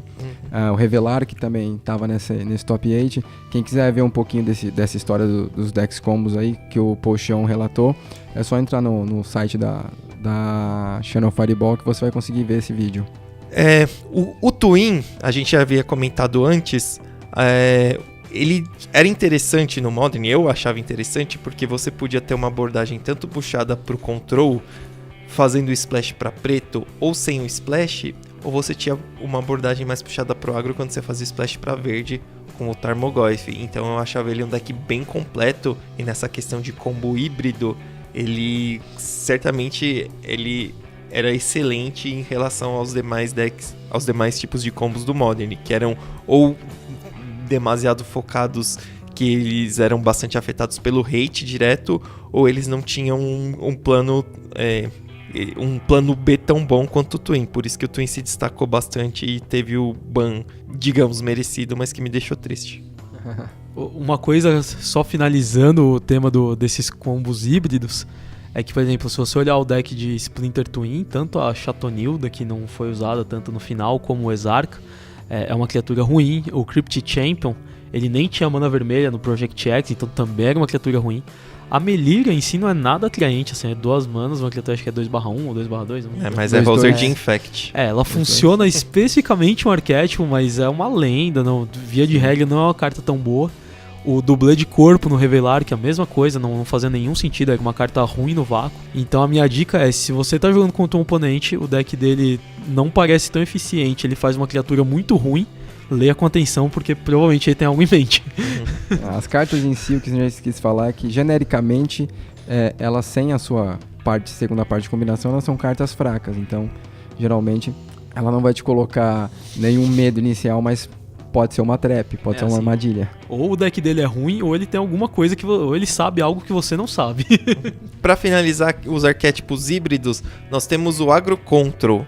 Então o Agro Control, ele é um deck que ele pode adotar em diferentes fases do jogo uma abordagem tanto agressiva quanto mais controladora, e ele faz essa mudança de plano de jogo muito rápido.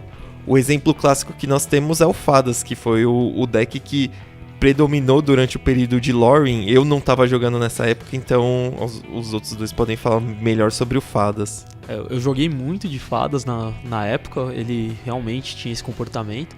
Você me derrubou um pouco porque eu ia falar que Agro Control é um mid-range ruim, mas aí você me puxou o exemplo, que é provavelmente um dos meus decks favoritos de todos os tempos. Ele era dominante ao mesmo tempo em que ele era desafiador de se jogar. Ele roubava assim partidas sensacionais. Basicamente ele tinha algumas cartas que todas as cartas tinham múltiplas tarefas assim. O Crypt Command, ele é uma carta que funcionava tanto anulando a carta do oponente e a ameaça ou a reatividade do oponente comprando uma carta, assim, totalmente de controle, né, com counter legal. Como também você às vezes fazia, vira todas essas criaturas, devolve um terreno para sua mão para atrasar o seu turno, ou compra uma carta e para você poder atacar. A Mistbind Click, ela tanto salvava às vezes uma criatura da remoção, assim, e já bloqueava, dando uma força grande, como ela era usada como Time Walk. A Mistbind Click, que hoje a gente tem no Standard o Elder Deep Fiend, que é uma coisa muito parecida com do que ela fez no formato na época, né? Exato. E assim, você tinha todas as opções, assim, as suas cartas elas faziam múltiplas coisas. Apesar de ser incomum, porque Spell Stutter Sprite é uma fada que quando entra em jogo anula uma mágica com custo menor ou igual ao número de fadas que você controla. Apesar de ser incomum, porque ela era muito forte, eu já vi acontecer muito mais de uma vez da Spell Stutter Sprite ser jogada no passe sem nenhuma mágica para anular, simplesmente aumentar a sua massa de ataque. A Scion of Ona fazia a mesma coisa, salvava de remoção, como também servia de combate trick para você bloquear as criaturas do oponente. Mas às vezes só, beleza, ele fez a Scion, ele tá tentando bloquear, aí na volta ele batia 5 em você, fazia Mistbind na sua manutenção, você não fazia mágica, você falava, pega aí, eu tava ganhando esse jogo, agora acho que eu morro na volta já, o que eu faço agora? Então assim, mas se você prestar atenção, se você olhar essas cartas que eu falei, procurar uma lista de um Fadas, você vai ver que todas as cartas eram muito eficientes. Então assim, para você ter um Agro Control de qualidade, eu diria que você depende muito do power level do seu T2, né? De você ter cartas que se destacam muito na força. O Fadas era um deck muito forte. Eu joguei apenas um campeonato com o Fadas, na época que o Fadas era o top deck. Eu jogava de BW Tokens, que era um deck que tinha um match honesto contra o Fadas, então você conseguia combater. Mas foi de longe um dos decks que mais fez resultado e dominou o ambiente na sua época. ele tinha um power level muito grande de você abrir de Mana Togsaiz e Mana Bitter Blossom e você ganhar o jogo porque você ia ter a Spell Stutters pra dar counter, ia ter o comando pra dar counter, Misty Bind pra tapar os lanes do oponente na manutenção. Então você não ia deixar ele fazer nada que colocasse em risco as suas ameaças. Como ele também poderia ganhar jogos que ele estava perdido e de repente você comprou um comando, um Crypt Command e uma Misty Bind, você tapou os lanes do seu oponente na manutenção, conseguiu comprar uma Damnation, que possivelmente também ia no deck, para poder controlar o jogo, e você acabava voltando de jogos que praticamente estava perdido e conseguia reverter resultados. Então o deck ele era muito resiliente nessa parte, uma vez que você conseguia tanto iniciar o jogo com uma abordagem muito agro, como você poderia voltar para uns jogos muito difíceis, uma abordagem muito control.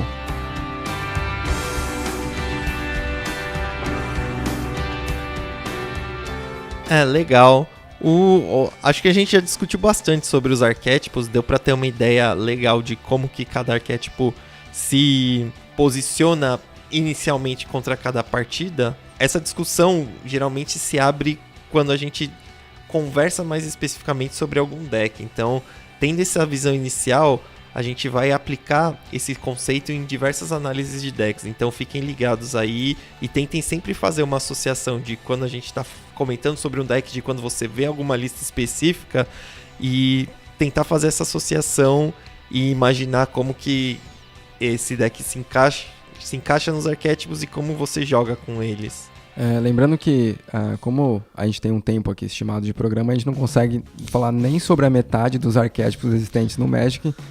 Se você se interessar por diversos arquétipos, por tentar ver quais são os tipos, as subderivações, aonde cada arquétipo pode chegar, o Patrick Chapin escreveu um livro que chama Next Level Magic, onde ele faz toda uma derivação de arquétipos, subarquétipos, mistura desses arquétipos de um de outro, que dão origem a novos arquétipos. Então lá você vai poder pelo menos ter acesso a uma lista de arquétipos diferente aí que você pode encontrar, que são muitos. A gente podia ir longe nisso, né? Porque a gente nem chegou a comentar, por exemplo, do eterno disque, agro ganha de control ganha de combo, combo ganha de agro. Sim. A gente só falou sobre as interações, sobre a estruturação de cada arquétipo, né? Não sobre as vantagens de cada um. Isso aí já seria para mais uma série, né? De repente a gente faz uma mini-série arquétipos. Legal. E agora vamos às notícias da semana no... O Diário de Vencer, com as notícias da semana.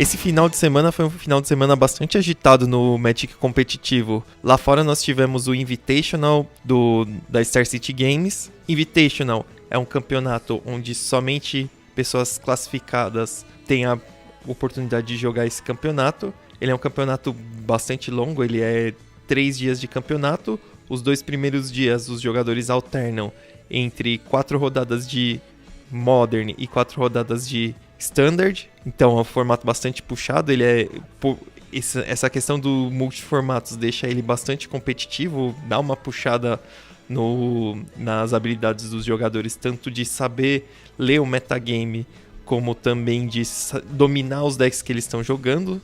Então, mesmo não sendo um Pro Tour, é um campeonato bastante interessante de se acompanhar. No Top 8, que foi disputado em Modern, nós tivemos alguns grandes nomes, como Tom Ross e Brad Nelson, além do Michael Majors também. Esses 3 figuras presentes no Pro Tour foram bem, fizeram top 8, mas na realidade quem se destacou mesmo foi Liam Lonergan, que com seu deck de elfos no Modern acabou dominando os playoffs, né, o top 8, ganhando inclusive da Jaden Complarence, que estava de Jund, que é considerado por muitos o melhor deck Modern. Vou entrar com um meta-lore agora, tá?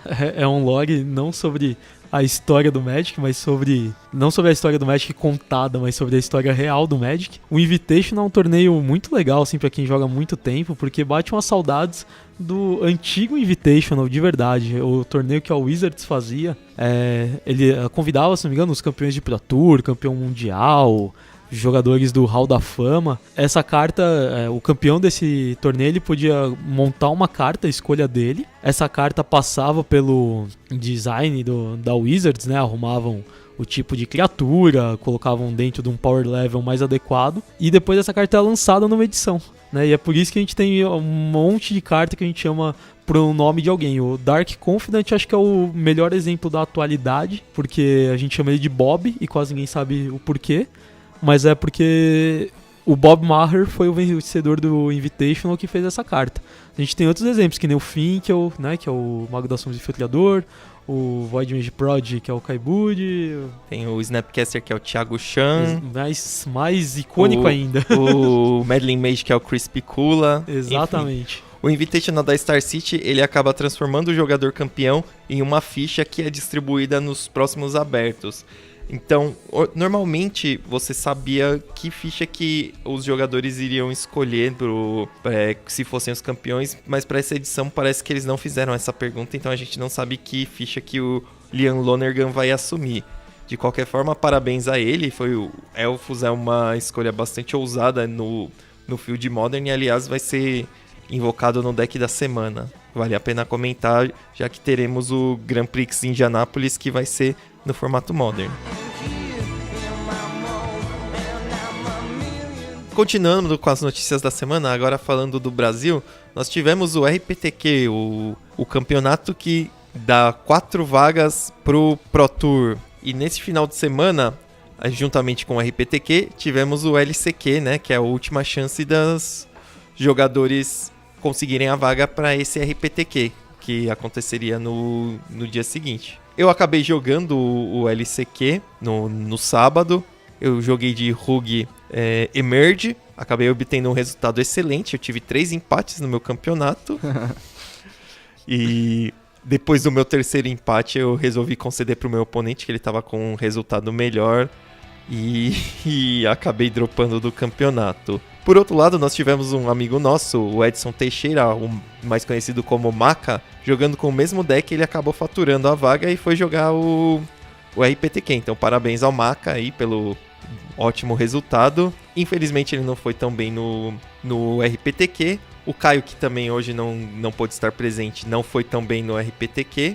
Quem acabou levando as vagas para o Pro Tour foi o Walter Pérez, o Ismael Lessa, o João Fonseca e, finalmente, tirando toda a zica do mundo, o Caparrós, que sempre bateu na trave, tá sempre nos top 8, mas nunca tinha conseguido ir pro Pro Tour. E finalmente agora a bola entrou. Então, parabéns pro Caparrós e também parabéns pros demais que conquistaram a vaga. O Walter é presença frequente aí no Pro Tour, ele tá tentando se consolidar no circuito. O Walter, que, como todo mundo costuma chamar ele aí, seria o uruguaio mais querido do Brasil, hein? Exatamente. Um abraço pro Walter aí, parabéns. Pra ele, pro Caparrós e pros outros ganhadores do RPTQ. Nem Lugano é tão querido no nosso país que nem o... Lugano não existe restrições, contra Walter não há restrições. Um abraço pra eles aí. Legal, e boa sorte aí pros brasileiros no Pro Tour ou no Lulu. Além dos RPTQs, nós tivemos também 2 PPTQs em São Paulo. O Guento participou dos 2. Um aconteceu na Domain, na Match Domain no sábado, e o outro na loja CHQ em Santo André no domingo. Um abraço aí pro Bruce. Ô Guento, conta aí como foi o PPTQ do sábado, que eu não participei, eu acabei participando somente do PPTQ no domingo. Então, o PPTQ da Magic Domain do sábado, se eu não me engano, contou com acho que 28 jogadores. Eu acabei jogando de Jund, uma lista bem tradicional de Jund. Fiz 3 meio-meio, foram 5 rodadas, né? Eu ganhei as 3 primeiras e dei 2 IDs. Acabei passando em quinto e pegando um Tron, infelizmente. E aí, amigo que joga de Jund já sabe o que acontece quando você pega um Tron, né? No domingo, eu joguei na CHQ, eu fiz 4 meio e acabei... O meu empate não foi um ID, foi um empate normal, jogando contra um Tron também. de um amigo do Gabriel. Passei em primeiro, só que lá o corte foi para top 4, porque tinha apenas, se não me engano, 14 jogadores. 14 Isso, eram 14 jogadores. O corte foi para top 4. Eu acabei pegando o quarto, que foi um Merfolk, e tive uma infeliz zica infeliz flood que acabou me dando vários lands, enquanto meu oponente teve bastante top draws, aí acabou conseguindo a vitória aí. Quem ganhou na domain foi o Antônio Zanutto, que jogou de Infect. Ele acabou enfrentando o Abner, amigo nosso, jogando de Tron. Então é o match que é praticamente buy para Infect. Parabéns pro Zanutto. E na CHQ acabou ganhando o André Augusto, jogando de Affinity, contra o Rafael Navarro, que estava de Merfolk. Então parabéns aos ganhadores dos PPTQs. Parabéns aí pros ganhadores aí, pro Zanutto de Infect, na domain, e pro André de Affinity. Parabéns especial pro Zanutto, representando a comunidade de juízes. Juiz há muito tempo, organizador sempre presente nos eventos, organizador da última conferência. Em primeira mão aqui, só para anunciar o vencedor do PPTQ da Nerds de Porto Alegre, informação concedida aqui pro nosso amigo Will. O vencedor foi o Cássio Sten, jogando de Tron também. Mais um Tron aparecendo aí nos tops aí dos últimos PPTQs. Ah, legal. A gente tenta sempre trazer informações de todo o Brasil.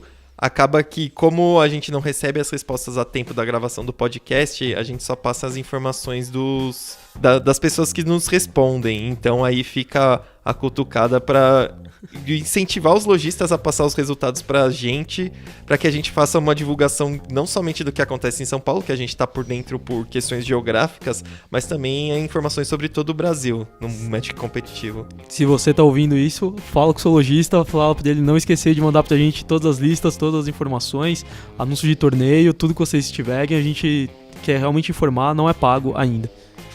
Exatamente, é isso aí, chinês. A gente está aqui fazendo um serviço para a comunidade, prestando, né, uma ajuda, falando sobre os decks, sobre os ganhadores. Então, se você é uma loja que está organizando um PPTQ, não deixe de mandar essa informação para a gente. A gente está entrando em contato por telefone, por e-mail, para poder fazer essa divulgação aí e poder que todo o público do Magic aí fique sabendo quem são os vencedores, os decks que eles estão jogando, e a gente poder fazer um selecionado aí de quem que tá conseguindo obter os bons resultados aí no competitivo, na cena competitiva no Brasil. E agora com o deck da semana, o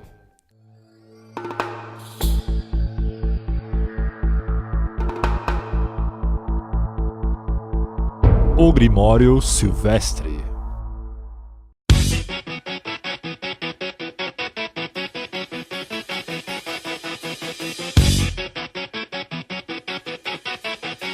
O deck da semana, dessa vez no formato Modern, não somente para direcionar os jogadores dos próximos PPTQs, mas também para tentar visualizar o que vai acontecer no GP Indianápolis, que vai acontecer nesse final de semana, nada mais é do que o Elfos, que eu acabei de comentar, que foi o deck vencedor do Invitational da Star City. Então o Elfos, já falando, remetendo à nossa discussão do começo do podcast, ele é um agro combo, é um deck que faz diversas criaturas de uma maneira muito rápida e que acaba causando grande quantidade de dano por conta de gerar bastante mana no início de jogo e fazer uma presença de mesa com criaturas bastante fortes. É uma escolha bastante ousada porque o deck tem algumas características. Ele não é tão rápido quanto os outros combos, ou como outros agros como o Affinity e o Infect, e ele também não é tão rápido e as criaturas dele não ficam tão grandes quanto, por exemplo, Tarmogoyfs e Relicários, que acabam ficando, às vezes, o dobro do tamanho. Mas ele tem uma característica muito interessante, que é a resiliência dele e a possibilidade de capitalizar a enorme quantidade de mana que ele gera em presença de mesa. Então isso acaba tornando um deck bastante consistente. O Gwento, você acha que o Elfos é um deck que pode ser considerado Tier 1 no Modern? Você acha que é um deck que tem chances de aparecer nas mesas altas? O que você acha do deck? Eu acho que é um dos decks que podem, sim, aparecer nas mesas, nas top tables aí, nos campeonatos. É um deck que não é tão visado, hoje não tem muita gente jogando com deck, né? Tem o nosso amigo Mussa, do Guarujá, ele anda jogando as seasons de PPTQs com esse deck. É um deck combo, agro, ele faz esse meio campo entre os dois, porque gera muita mana muito rápido, desce todos os bichos da mão, compra mais bichos, puxa Lord com Shard e acaba batendo bastante. Ele tem o problema dele, da maioria dos agros, é que ele é muito combatível com Anger of Gods, Piroclasmas. Então essas cartas elas deixam o deck um pouco enfraquecido quando elas estão muito fortes no ambiente. Se você tem um ambiente jogando muito de Jund, até mesmo o Tron, que não tem um bom primeiro match contra os elfos, mas após o side ficar bem melhor, o deck começa a enfrentar um pouquinho de dificuldades. Mas é uma lista que ela é sólida, é bem resiliente, como você falou, e eu acho que ela tem tudo para ser um dos decks que estão nas top tables, sim. Ela tem bastante capacidade, tem um power level muito grande, o Elfos. O Elfos ele ainda se baseia muito na capacidade de acumular mana com o Heritage Druid, né? De fazer muita mana rápida. Sim, exatamente.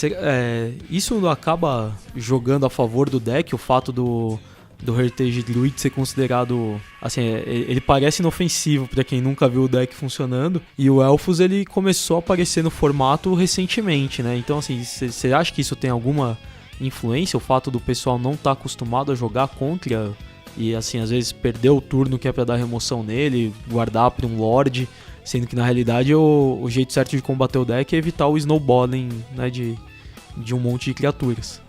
Sim, eu acho que como o deck não é muito presente, você acaba jogando pouquíssimas partidas contra ele e você não sabe muito como atuar, né, contra o Elfos. E você falou uma coisa que é verdade, o que faz o deck rodar é o Heritage. Se você vem com uma mão sem Heritage, você vai fazer um Lanoir, um Elfo Místico, vai fazer 2 bichos por turno, até 3 no máximo, mas você não vai conseguir fazer a parte combo do deck, que é descer o Heritage, o Sentinela, gerar as manas, descer outros bichos, gerar mais manas, e aí você desce sua mão inteira, faz um Shard para Ezuri ou para Lorde, ou até mesmo você faz uma Collect Company buscando mais 2 bichos, e aí acaba entrando meio que num loop que você consegue descer cerca de 6, 7 bichos no mesmo turno, sendo um deles um Lorde. Então você combatendo Heritage, acho que é a forma mais rápida de você conseguir ganhar do Elfos. Inclusive, teve uma jogada que aconteceu com o Musa, foi na Winenindo de um PPTQ grande que teve, acho que foi no PPTQ que aconteceu junto no final de semana do Circuito Liga Magic. Era a última partida antes de para decidir quem que passava pro top 8. O oponente do Musa deu um Tot Seize nele, o Musa tinha feito a abertura clássica, Mana Elfos de Llanowar, e dentre as opções que o Musa revelou na mão, tinha um Heritage Druid único na mão. As outras opções eram opções que outros elfos no geral, só que a mão dele girava em torno daquele Heritage Druid entrar em jogo. O oponente não teve a leitura dessa jogada, ele acabou tirando uma outra carta da mão e acabou perdendo porque o Heritage Druid permitiu que o Musa descarregasse toda a mão muito rápido. Então é importante saber que é ele que tem que ser atacado do deck. Eu falo isso porque eu vi o Musa jogando o GP Travel Dallas umas 2 semanas atrás, se eu não me engano, que ele inclusive venceu. E eu mesmo olhando, há muito tempo eu não via um Elfos jogando, e eu via o Heritage, e eu me lembrava de quando esse deck era T2 o quanto que ele dependia dele. Mas eu mesmo olhando eu falava, acho que é mais inofensivo agora. E de repente ele fez o Heritage, começou a fazer tudo, eu falei, puta, se você não conhece, você já não vem com isso de casa, na hora não parece tão inofensivo. Sim, exatamente. O Heritage que faz o deck ser o que ele é, né, e que antigamente já foi na mão do LSV um deck muito forte, que era o Elf Ball, que era um deck que ia um combo muito mais resiliente e muito mais forte. Até jogava na época com explosão de metralha, porque você fazia bichos, desvirava, fazia de novo, gerava muitas manas e acabava fazendo uma metralha pra, sei lá, metralha não, um Grape Shot, que é a outra metralha, não explosão de metralha, pra 15, 16, então acabava sendo muito forte. E o Heritage que ele pode ser chamado também por uma criatura que é um elfo que dá afinidade por elfos, né? Uma vez que ele faz descer todos os seus elfos de maneira praticamente gratuita. Exatamente, pra quem não conheceu o deck, ele fazia tantas mágicas pra ganhar com o Grape Shot através da Glimpse of Nature, vislumbre da natureza. Isso. Se não me engano, que toda vez que você joga uma criatura, você compra uma carta, então você jogava os elfos, comprava cartas, que eram outros elfos, que quando entravam já podiam dar mana por causa do Heritage. E aí acho que ia Regal Force também. Regal Force, que também fazia você comprar cartas, igual a quantidade de criaturas verdes que você controla. Acho que a maior dificuldade do deck é você não se matar comprando um deck inteiro, né? De tanto... Eu cheguei a jogar com esse deck na época que ele foi Modern ou Extended, se eu não me engano. Não lembro se já tinha definido o formato. Mas olha, eu joguei com o deck, era um deck que era bem difícil de se jogar até, não era tão simples. E era um deck muito poderoso. Tanto que, se eu não me engano, a carta Zenith, Zenith Verde, do Sol Verde, foi banida por causa do Heritage. Então, se você vai jogar um PPTQ na sua cidade, ou se você vai acompanhar o GP Indianápolis, fique de olho nos elfos.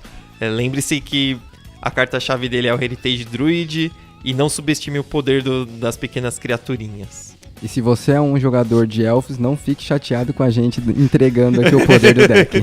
Entregando ouro. Uma hora alguém ia falar, né, gente? Estaremos aqui tentando esclarecer todas as dúvidas e potenciais fatores de todos os decks.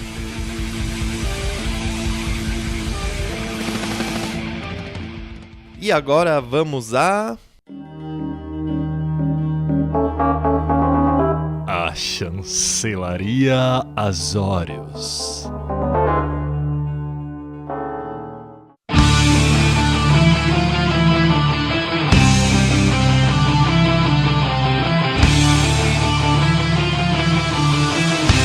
Chinês, hoje eu tô com 2 casos que, novamente, eu não estava presente no momento, eu ouvi outros jogadores contarem.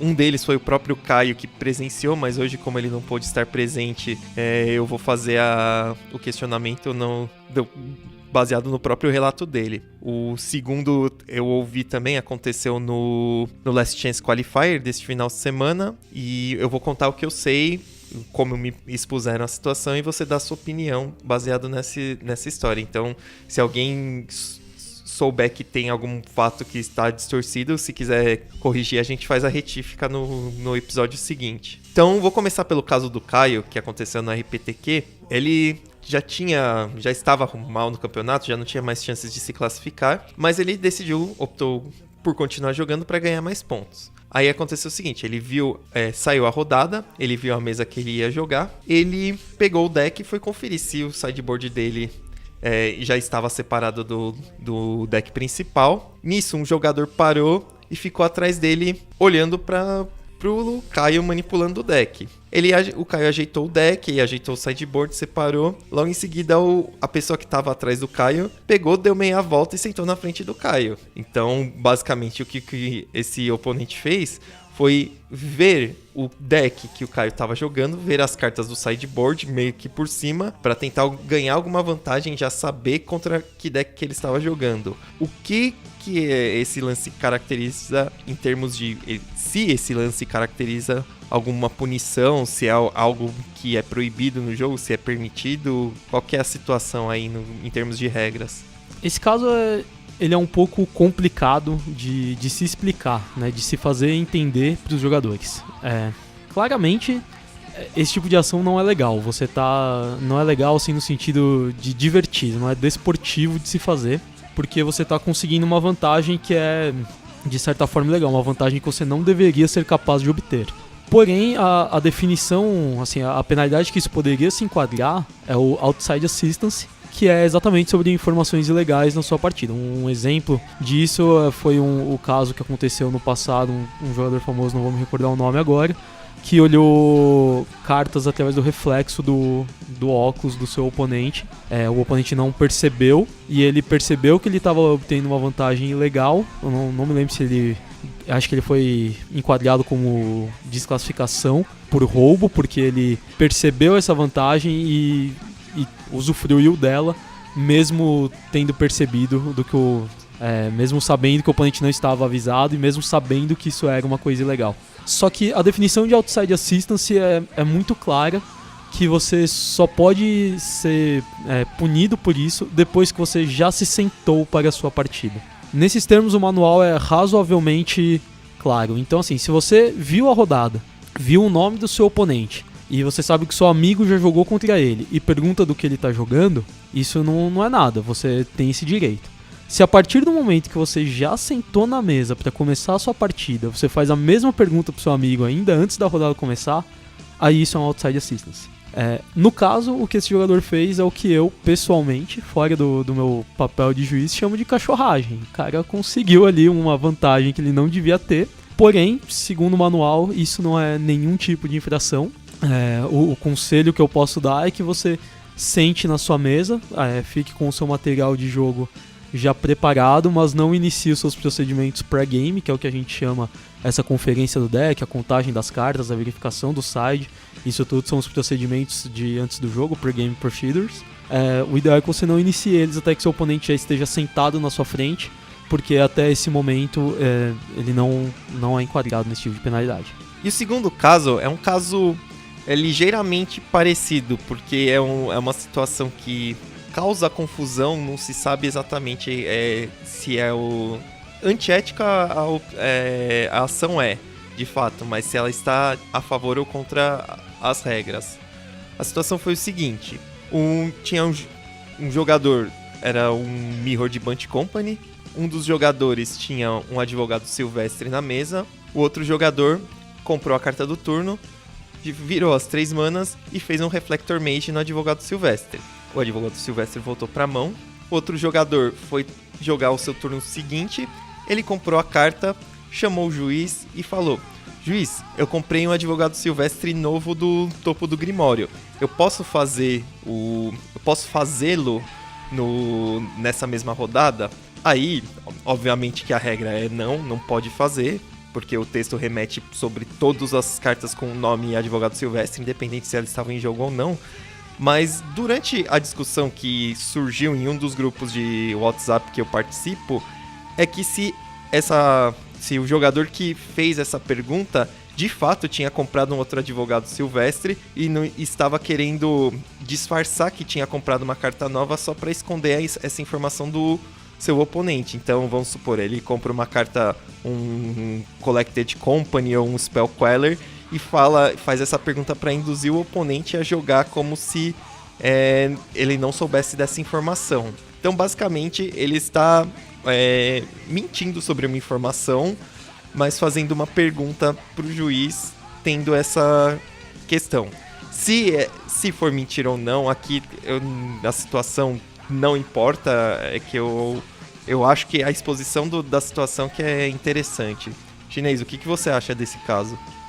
Da forma que foi relatado, isso é um blefe e eu não considero, assim, não vejo nenhum grande problema.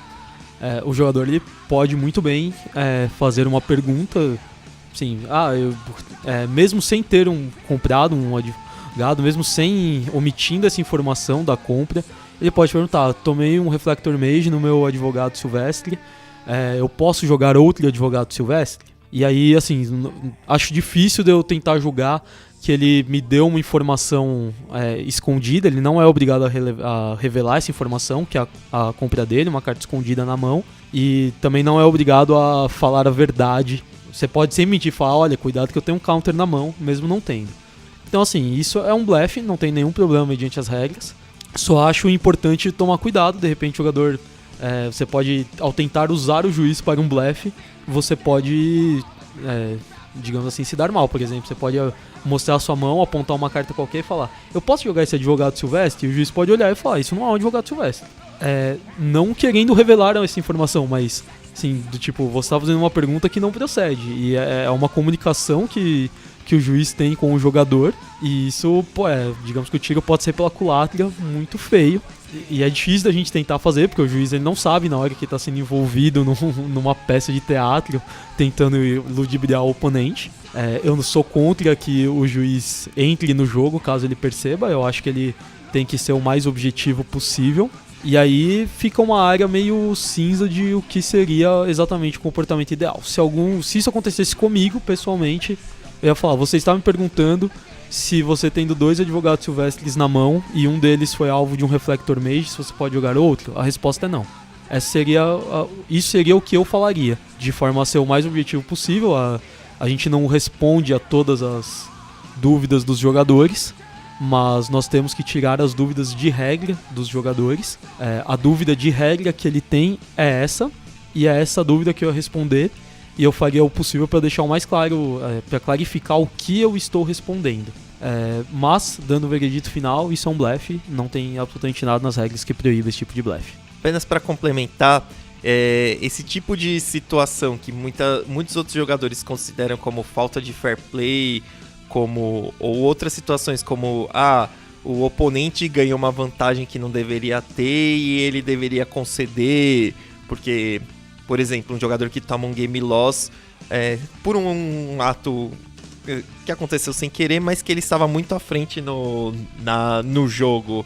E muita gente acha que o outro jogador deveria conceder. Esse tipo de situação é muito complicado você julgar. Então a recomendação, principalmente quando se joga em campeonatos importantes, é atuar conforme as regras. Ou seja, chame o juiz para clarificar a situação. Porque o que é fair play não necessariamente é o que a regra irá conduzir. Eu acho importante ressaltar nisso, até tema para acho que dá pra gente desenvolver um tema inteiro, um episódio inteiro de podcast sobre isso. Mas fair play você tem duas abas, assim, né? A primeira é o fair play que você é obrigado a fazer. Sim, obrigado, digamos, que você realmente deve ser julgado, na minha opinião, se você não faz. Que é não cumprimentar o seu oponente depois de uma derrota ou de uma vitória. Isso tudo é parte do jogo, ganhar, perder, tratar com respeito ao adversário. Esse fair play é uma coisa que não é digna de opinião, sim, eu acho que você simplesmente tem que aceitar isso, é pra isso que você foi lá.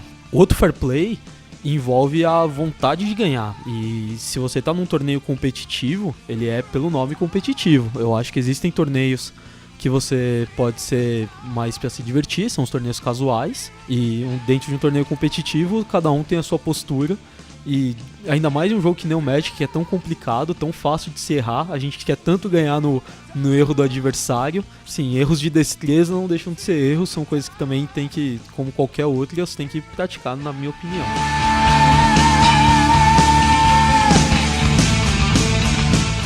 E agora chegou a hora do...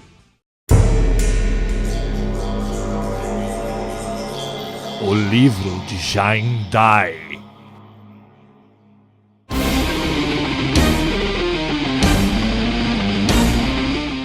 Bom, no episódio de hoje, falando sobre a lore, eu vou comentar sobre outra das grandes ameaças do multiverso. A história do Magic, basicamente, um breve resumo para quem não perdeu o último episódio. No último episódio eu falei sobre os Phyrexianos. A história do Magic, ela tá enfrentando as suas dificuldades. Como você agora tem uma liga de heróis, né, os Planeswalkers principais, que tem uma história contínua e se repetem através dos blocos, é necessário tomar muito cuidado para você não ter vilões cada vez mais fortes e heróis cada vez mais fortes, porque se você coloca um vilão mais fraco, não existe desafio para os heróis, então você teria que ir sempre aumentando a dificuldade. Vira uma síndrome de Dragon Ball, né, que todo oponente é o mais forte que o universo já viu. E o Magic tá tomando muito cuidado para isso não acontecer, então ele tem alguns arquivilões que tem seus planos frustrados pelos heróis, ou não, às vezes o mal ganha no Magic, né? Como foi o caso de Nova Phyrex e os Phyrexianos. E hoje eu vou falar de outra das grandes ameaças do multiverso, que nesse momento parecem estar neutralizadas, mas eles são os Eldrazi. Os Eldrazi, eles são uma ameaça muito antiga, mais velhas que o próprio Ugin, que é um dos Planeswalkers mais antigos conhecidos, junto com o Nicol Bolas, que é o tema do próximo episódio. Os Eldrazi, basicamente, eles têm o poder de vagar pelas eternidades cegas, as chamadas Blind Eternities no lore oficial.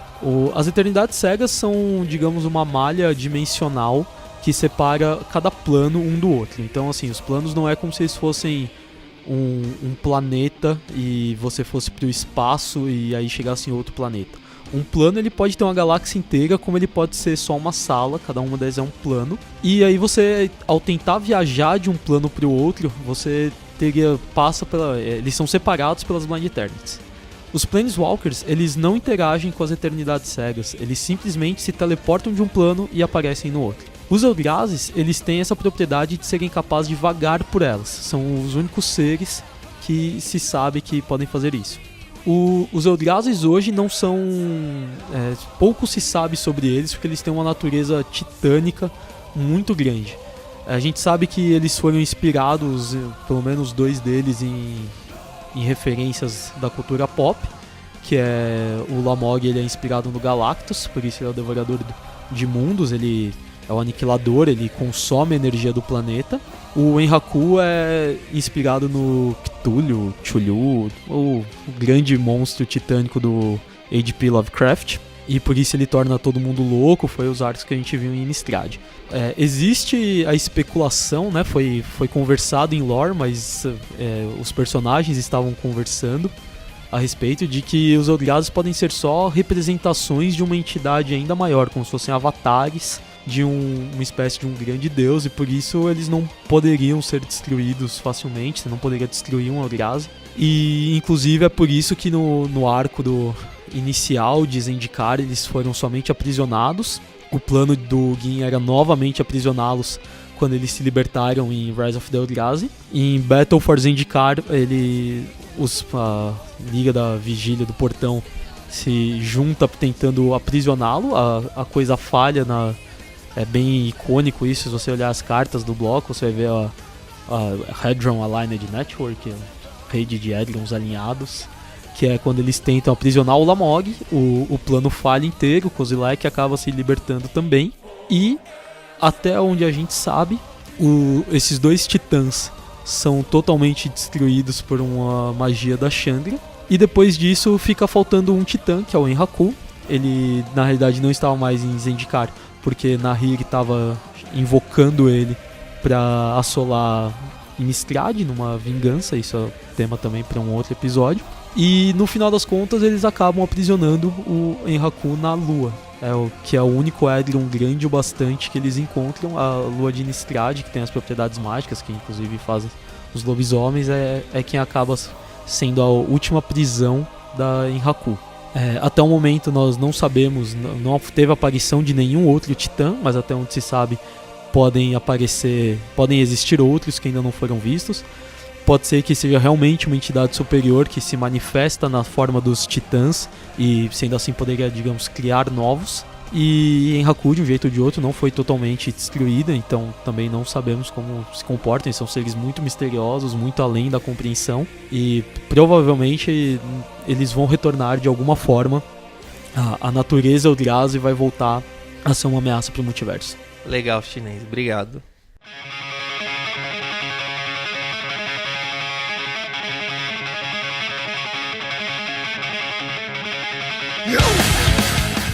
E agora, encerrando o nosso programa, hoje que o Caio não pôde estar conosco, um abraço para ele, um abraço para você, Gwent, muito obrigado. Valeu, obrigado Barroso, obrigado pessoal. Queria só mandar um abraço para os ganhadores do RPTQ aí.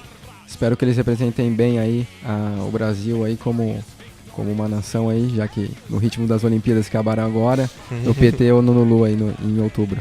Legal, obrigado Chinês pela presença. Agradeço também, já que a gente tá na vibe de agradecer os ganhadores. Parabéns, Anuto, muito obrigado aí por representar a comunidade de juízes.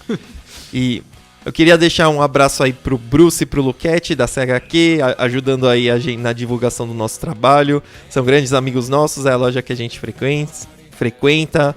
Entrem no site deles, www.chq.com.br. Frequentem a loja deles, que fica ali atrás da UFABC, na Rua Oratório. Muito obrigado pela divulgação. Queria deixar um abraço também pro Mauro, o primo Beto, que estava um pouco sumido dos campeonatos, aparecendo no PPTQ aí, pediu pra gente deixar um abraço. Então um grande abraço pro primo, gente boníssima. Abraço, primo. E abraço a vocês também, ouvintes. Muito obrigado pela companhia e até o próximo episódio. Falou, pessoal. Falou, tchau, tchau.